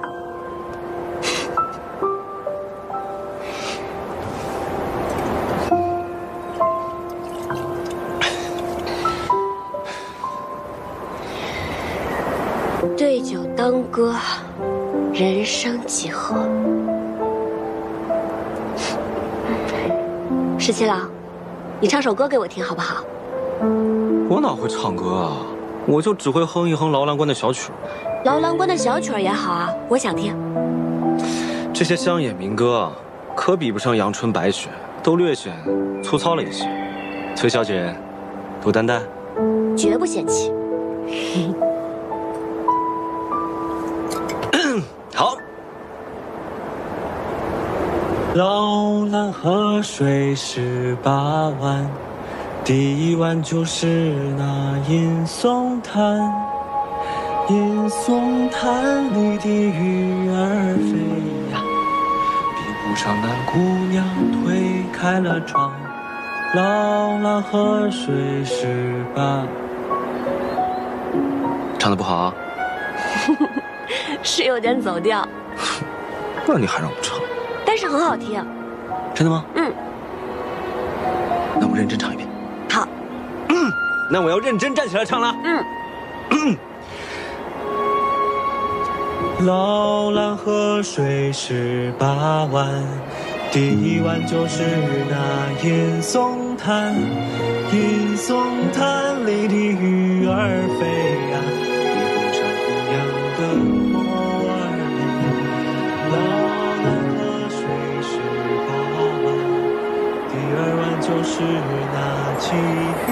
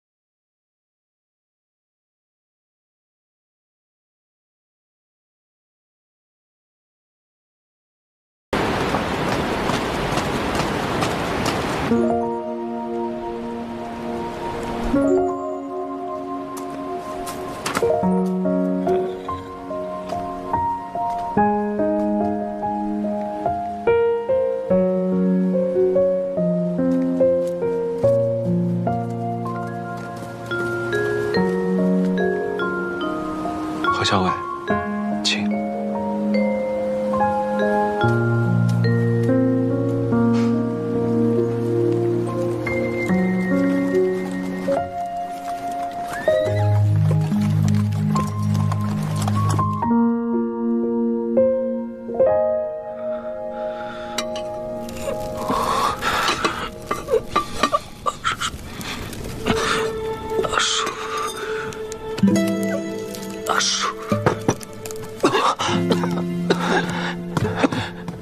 公子，你公子，你终于醒了。小薇，小薇没事，小薇真的没事。我看到镇西军从山上冲下来，定然是救了他。公子好好疗伤，咱们还要回去见校尉呢。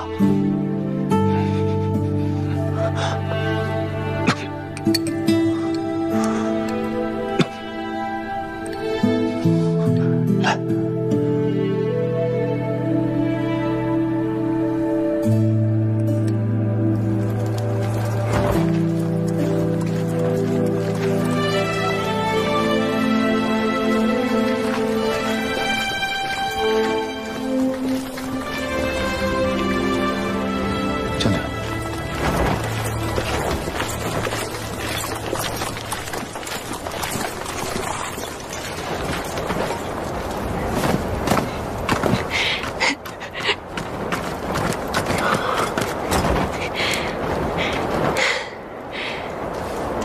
大将军，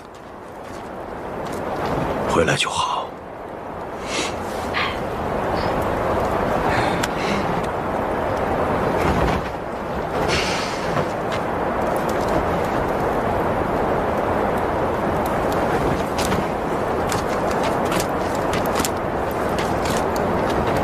秦王，信王、齐王，我已经派人送回你营中了。至于你父亲，你既然来了，待会儿就亲自接走吧。崔大将军心怀大义，李逆感激不尽。今日秦王既然来到我营中，不如进帐一谈。好啊，正有此意。咱们可算是回来了，你也终于见到大将军了。父亲都瘦了，你别担心，刚刚我望了望大将军精气神，他定然康健无恙。校尉你就放心吧。校尉，你真的不担心啊？担心什么？这可是在咱们崔家大营里，那李聂也不敢把父亲怎么样的。我不是说这个，我是说，你难道不担心大将军会对秦王如何吗？你说，大将军把秦王请入帐中，会不会埋伏好了弓箭手？只要等他一进去，他就摔背为号，立刻将他杀了。放心吧，不会的。校尉，你是相信秦王，还是相信咱们大将军？如此笃定的说不会。这两个人，我都不信。这个簪子怎么会在秦王的身上？是崔小姐所赠。秦王以为凭借此就可以有恃无恐吗？崔大将军误会了，今日送崔小姐归来，是另有要事，要与崔大将军商议。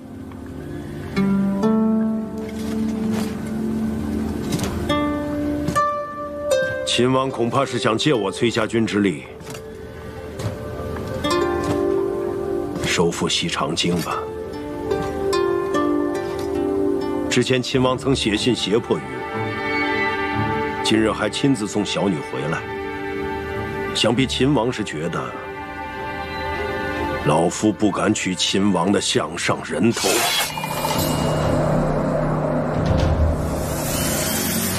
但是，两个我都信。你这又是打什么哑谜？我听不懂。你这是着什么急啊？哦，我差点给忘了，是不是那个谢长儿也来了？所以你担心大将军把秦王杀了，连带秦王带的人也一块给杀了。小薇，我跟你说认真的，你就会打趣我。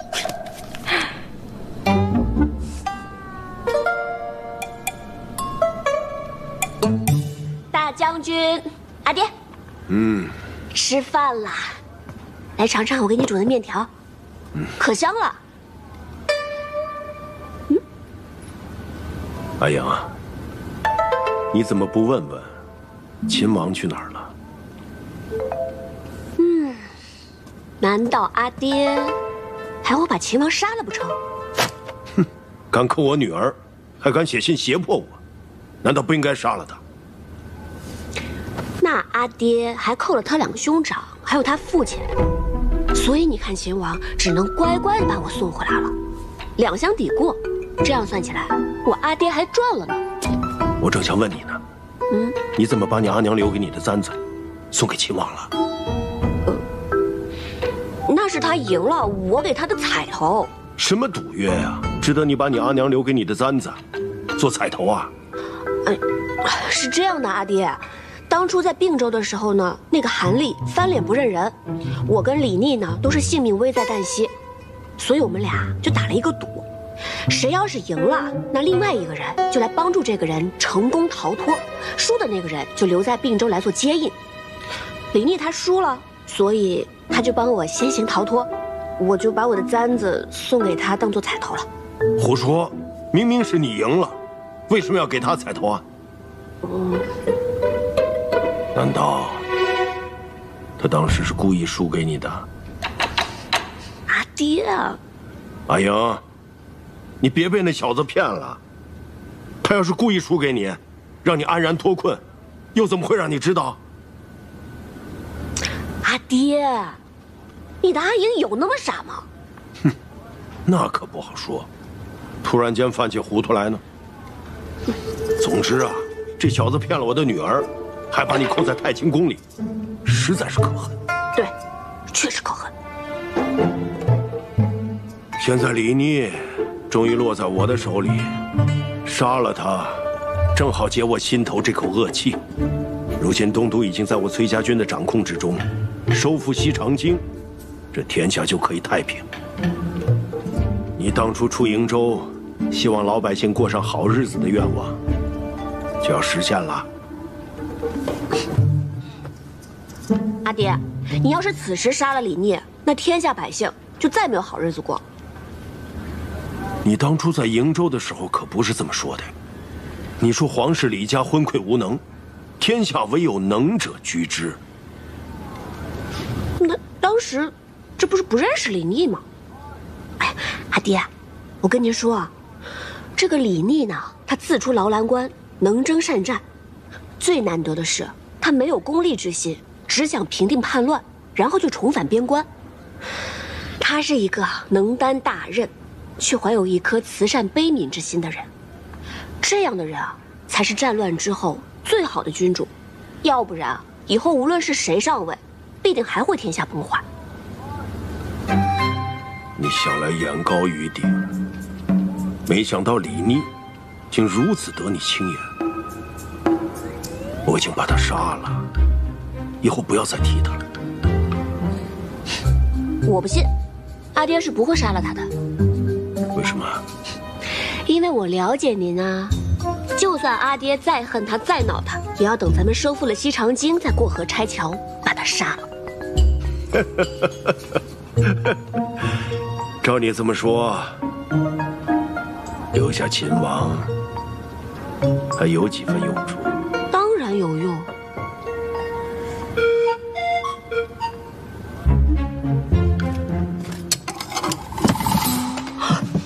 爹，哎呦，我女儿说了，留着你还有用，就暂且不杀了。你也真是的，打不赢我阿爹就不会逃嘛。绑成这样关在箱子里，很舒服啊。倒也不是打不赢，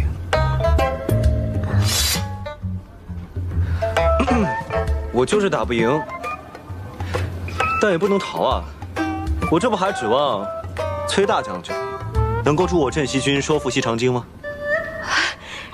原来阿爹是答应秦王要一起出兵收复西长京了，多谢阿爹。这回你可放心了，也不催着阿爹用饭了，也不管那面是不是坨了。马上重新再煮一碗。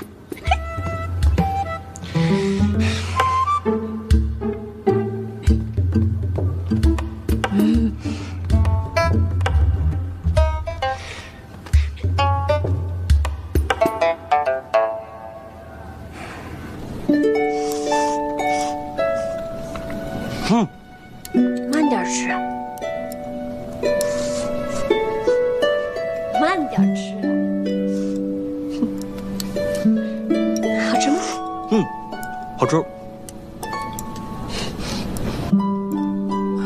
这是刚才绳子勒的。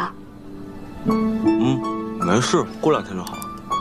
你可真傻，小仗则受，大仗则走。这么大一个人被捆得结结实实，窝在箱子里多久了？不怕伤到筋骨吗？也没多久，就是呢，在你进来之前，大将军跟我说，要一起出兵收复西长京，可以，但他得先把我绑起来，关进箱子里，看看你的意思。如果你想杀我，那就不用等出兵了，他就立刻一刀砍了我脑袋。但如果你想留我一条性命的话呢，他就答应我，一起出兵收复西长京。你就那么有把握？我不想砍你的脑袋啊！也许我是故意把你骗到崔家军大营里来，好报仇雪恨呢。毕竟你把我在太清宫关了那么久。你生气了？当然生气了。你真记仇啊？当然记仇。那你让你阿爹一刀杀了我，也不解恨啊？哎，我有一个办法。什么办法？你看，一辈子这么长，要不从今往后，你就天天折磨我，使唤我，开心了不开心了都拿我解闷。我觉得这样才更解恨，你觉得呢？你想得美。我当然想得美。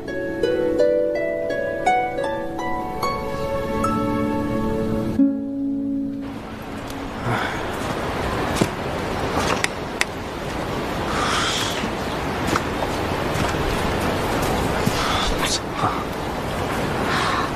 这说什么？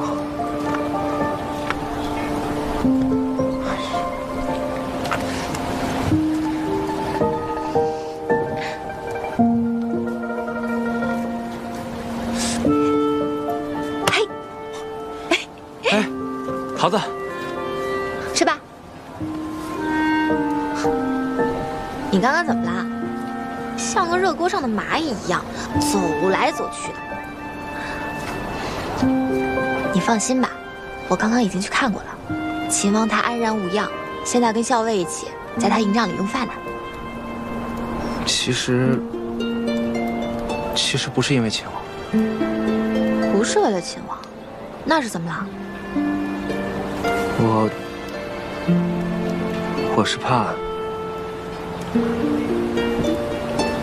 我是怕以后再也见不到你了。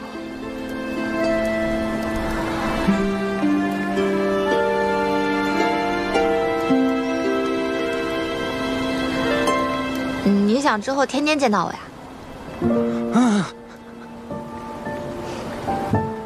但是我们马上就要分开了，之后还要打仗，万一我受伤了，或者……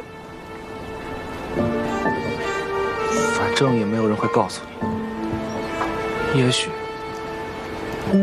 就再也见不到你了。你胡说什么呢？不会受伤的，不要瞎说。也是，有你送给我的药，我受伤了也没关系。傻子，快吃吧，都凉了。行军打仗总是要小心些的，别总想着自己要受伤。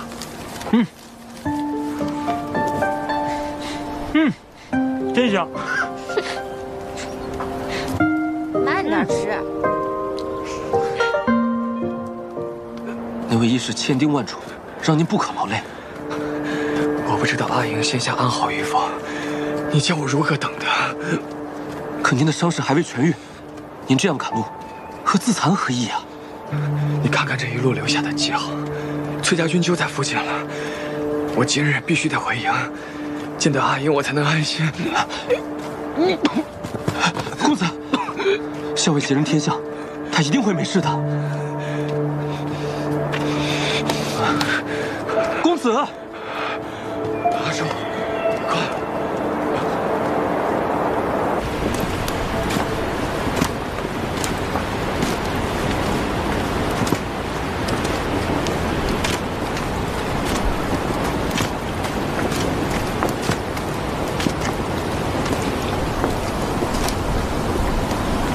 阿莹，我真舍不得走。那你要不要留下来？我倒是想，我想带你一起走，只怕你阿爹崔大将军肯定不会答应。那你是想得太美了。我送你个礼物。嗯。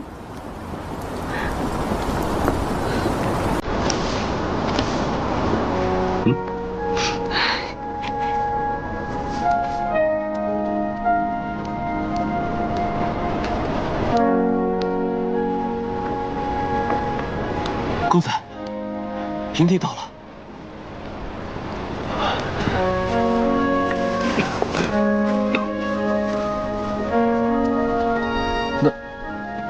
那不是何校尉吗？哎呀，我要是不在你身边，就让他陪着你。你要是不开心了，打他、扔他、砸他，都可以。这小人儿，跟你确实还挺像的。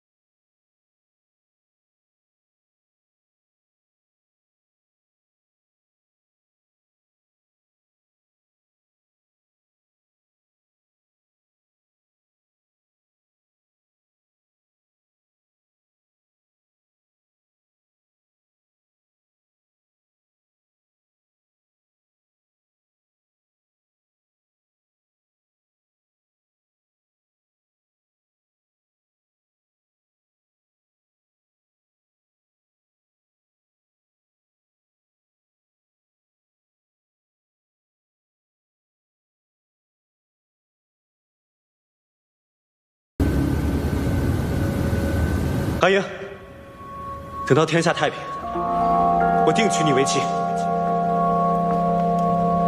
我要娶你，我要娶你！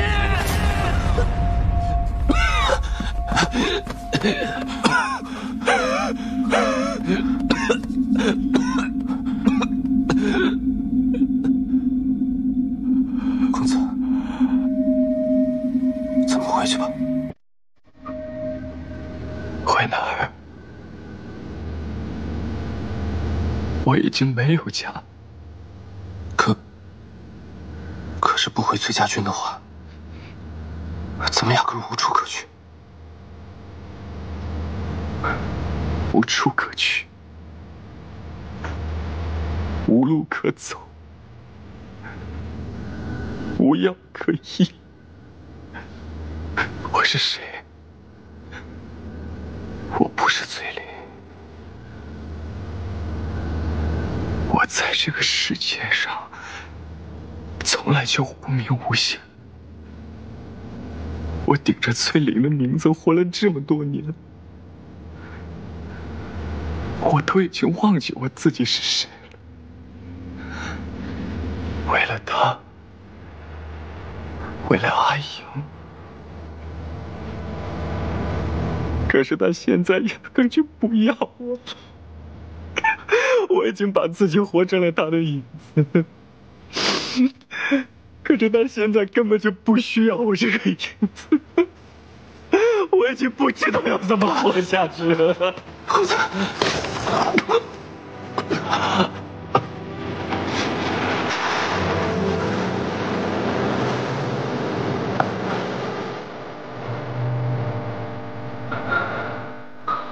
阿叔，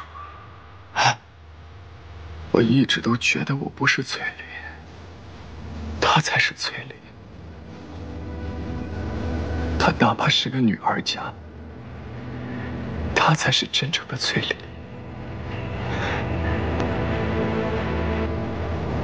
阿爹，还有阿姨，都不需要我这个影子，一个被主人抛弃的影子，一个没有用的影子。阿英和我永远都不可能。都怪我，都怪我，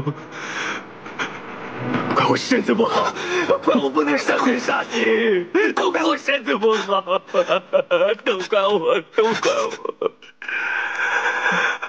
阿叔，我求求你，你把我杀了好不好？把我杀了。一个被主人抛弃的影子，就应该去死，就应该去死。我知道有一种续命之法，据说只要服了接受的神药，哪怕病弱的人也能康复如初。公子，我陪你去找那个神药。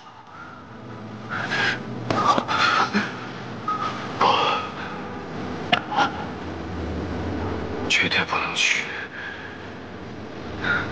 崔家军和结说有着血海深仇，阿英的娘亲就是死在结说人的手里，我是绝对不会去找他们的。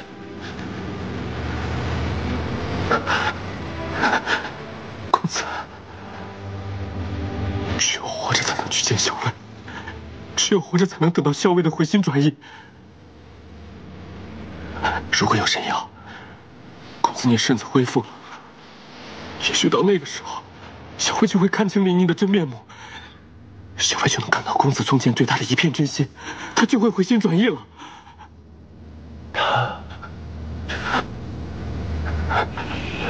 你说的对，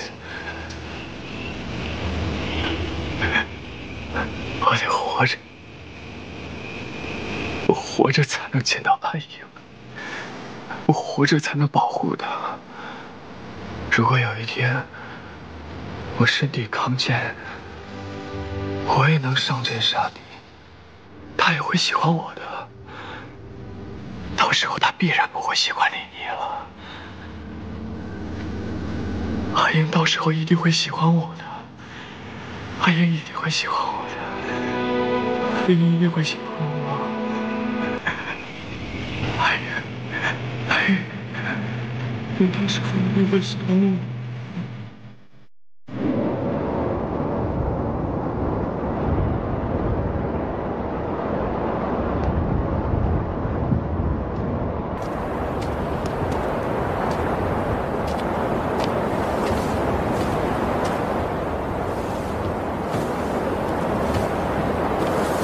夜半风凉，还是回去歇息吧。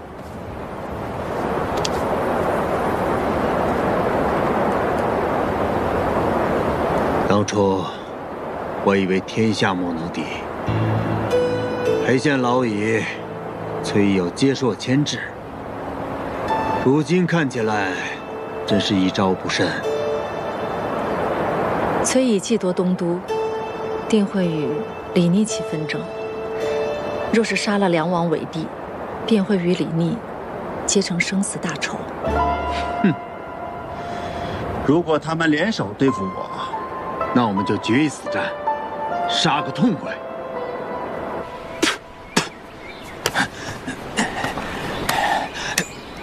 我就说，信王率军守城，他绝对守不住。唉，幸好我们跑得快，要不然。 等伯父攻下洛阳城，到时候就难以分说了。伯父现在是死了亲生儿子，肯定怒火冲天，暂时顾不到我。不过这么一来，到时候也只有我能继承崔家的家业，毕竟亲伯侄嘛。万一大将军知道崔公子遇袭的事根，那怎么可能呢？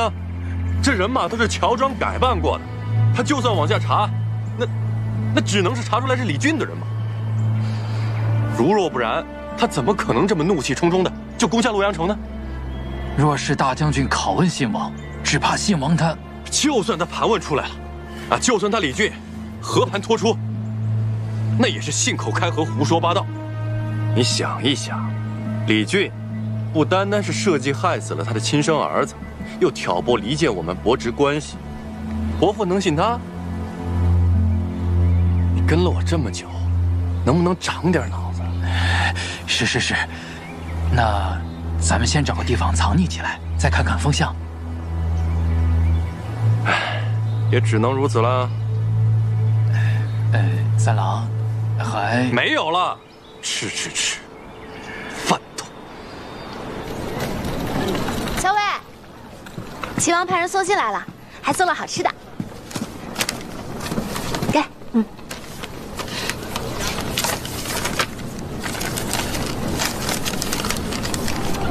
大战在即，呼吁你深爱此物，特寄之聊以解闷。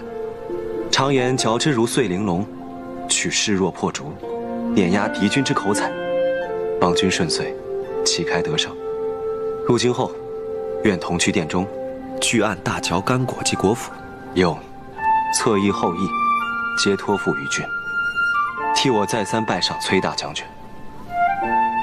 小伟，秦王信上说什么啦？说祝我们旗开得胜。送这些来，就为了巴巴送个好口彩啊？是，特意麻烦耳朵跑了一趟，就为了送上这么一个干果的好彩头。他送干果来，跟我又有什么关系啊？哼，干果还没吃几颗，嘴这么硬啊！少威，快吃吧。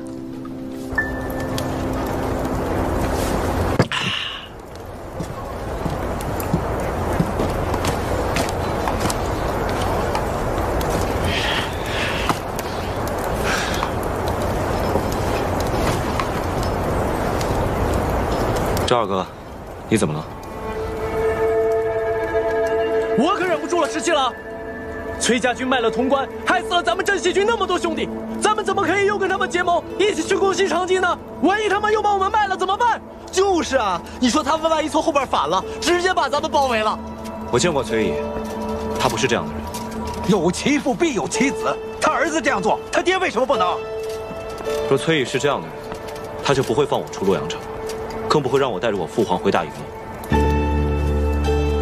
七郎，那咱们真的还能相信崔家军吗？镇西军把侧翼和后翼都交给我们了。嗯，因为咱们崔家军的兵力更强一些，所以他们把侧翼和后翼全交给咱们了。这个李逆果然胆大包天，他竟不怕我抄了他的后路，把他毒死在西长京城下。阿爹会这么做吗？我相信。那石七郎信，我就信。我也信。我相信你，石七郎。那我也相信石七郎。赵二哥，你相信我吗？我当然相信你。谢谢你们相信我。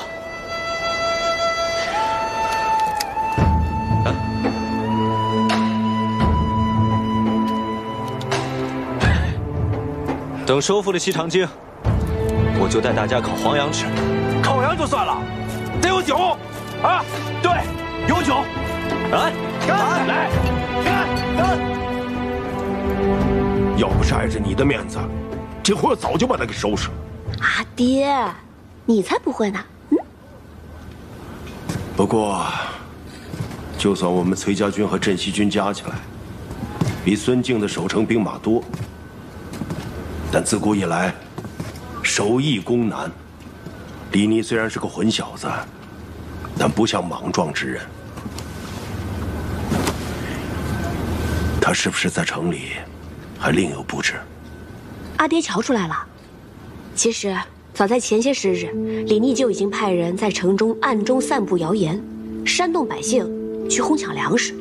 此时城中人心惶惶，一旦攻城，城中街坊必定会先乱起来。而且我还猜他8成安排了放火，或是去太仓抢掠粮食。一旦城中乱了，太仓无粮，那守城的军士必会挨饿，这样攻起城自然会容易很多。是吗？怎么，阿爹认为这样布置不妥吗？李逆看着少年老成，他8成还有一招布置，而且这一招布置必是绝杀。光是烧掠太仓，搅乱城中民心，似乎还不算绝杀。嗯，其实我也猜测，他肯定还有招绝杀，但这一招到底布置的是什么，我目前还真猜测不出来。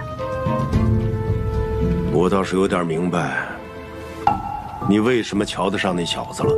阿爹，人家在跟你说正经事儿。哎，我在他这个岁数的时候，也没有他胆大缜密啊。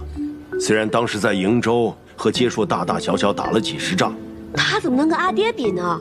他只不过是运气好一些吧。嗯，出身帝王之家，不骄矜，从劳郎关至此一路征战，负半壁江山，得万军拥护。其实运气好就可以一言代之的。阿爹这么夸他，我倒觉得他配不上我阿爹的另眼相看。哎，既然他得到我女儿另眼相看，他自然也值得我另眼相看。那阿爹以后不挠他了吧？我只是说，打仗看着还行，想娶我女儿，做梦。又懒。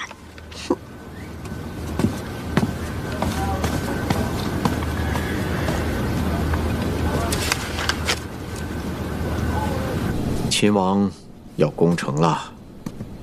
不是说平凉大将军崔乙夺了东都？嗯，这正是秦王的过人之处。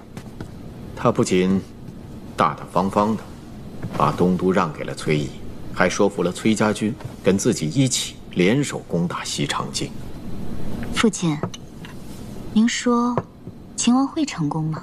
明面上呢，他是要和崔家军攻打西长京，可是暗地里一定另有一番布置。我就不知道这布置是从何而起，又如何呼应了。相爷，出事了，出事了！秦王攻城了，好些乱民直奔太仓去了。那些乱民把太仓给抢了，太仓的守卫拦也拦不住啊！后来不知怎的，太仓就起火了。太仓又烧又抢的，只怕现在也剩不下什么了。好了，我知道了，你下去吧，命人严守门户。是。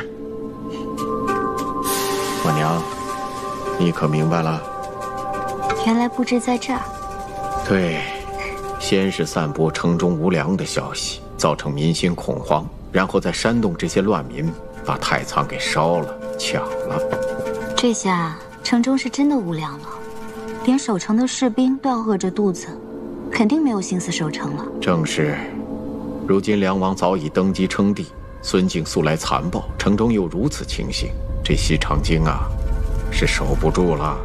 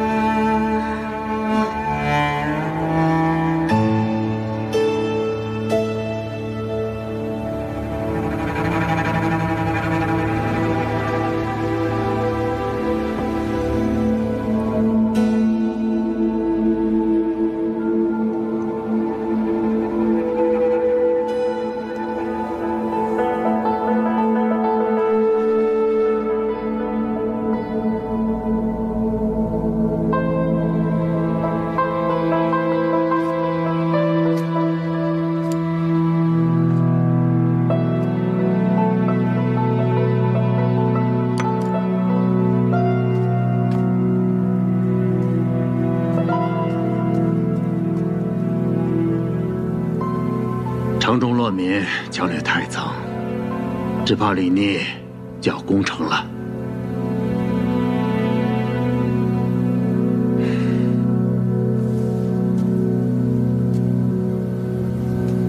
阿进，我不想让你再去打仗。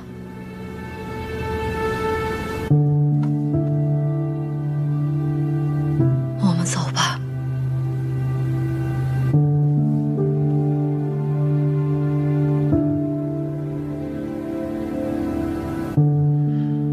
自从我们重逢之后，我就一直在想，这日子过得真快啊，一会儿半辈子就过去了。要不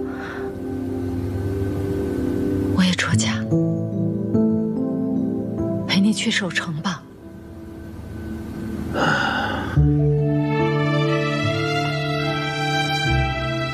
少华，你好好待着，等我战退了李逆之后，回来陪你一块儿饮酒。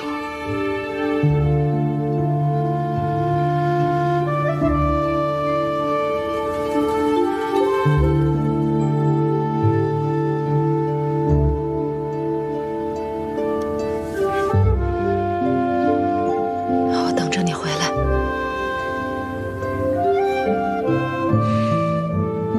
等我回来。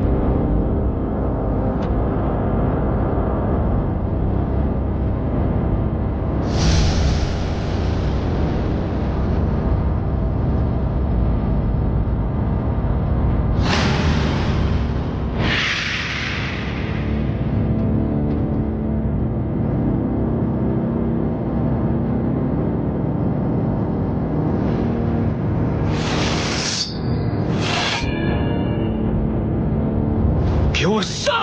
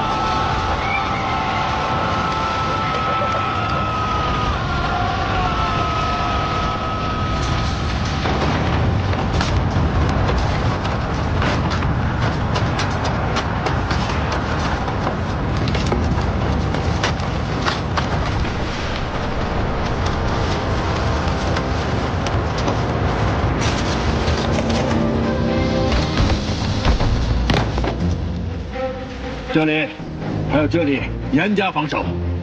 报，大都督，镇西军和崔家军攻势太猛，四处架设云梯，几个城门都有攻城锤重击，我军将士疲惫不堪，死伤惨重啊！令进军后营上城墙，严守城门，一步都不许退。退者军法处置。是。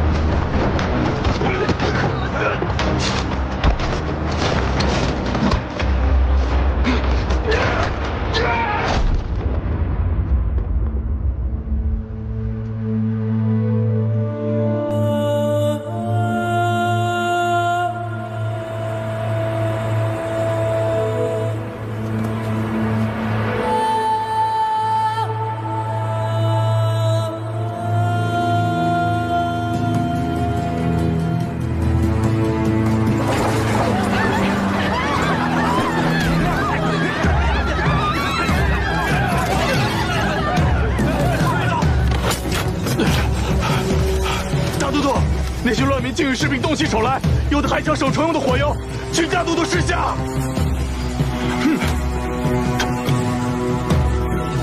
城中乱民一个不留，统统都杀了。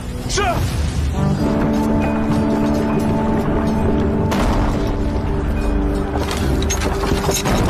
大都督，目前城中已乱，情势危急，大都督不如提前退走，到潼关再做计较啊！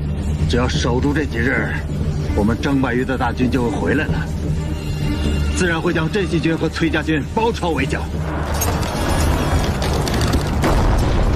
大都督，留得青山在，不怕没柴烧。不要再说了，灭所有兵士。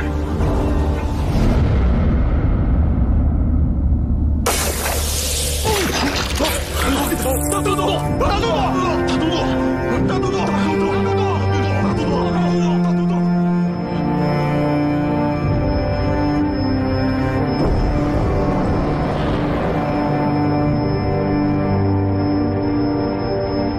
大都督！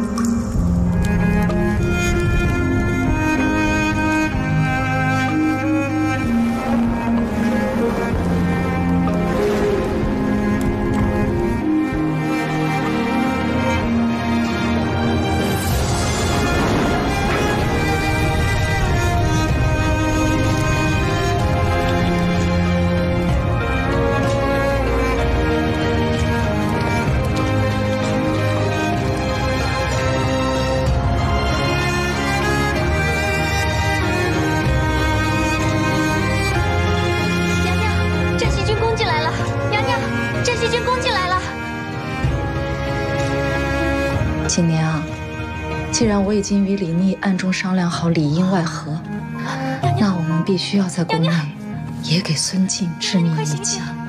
娘娘，你醒醒！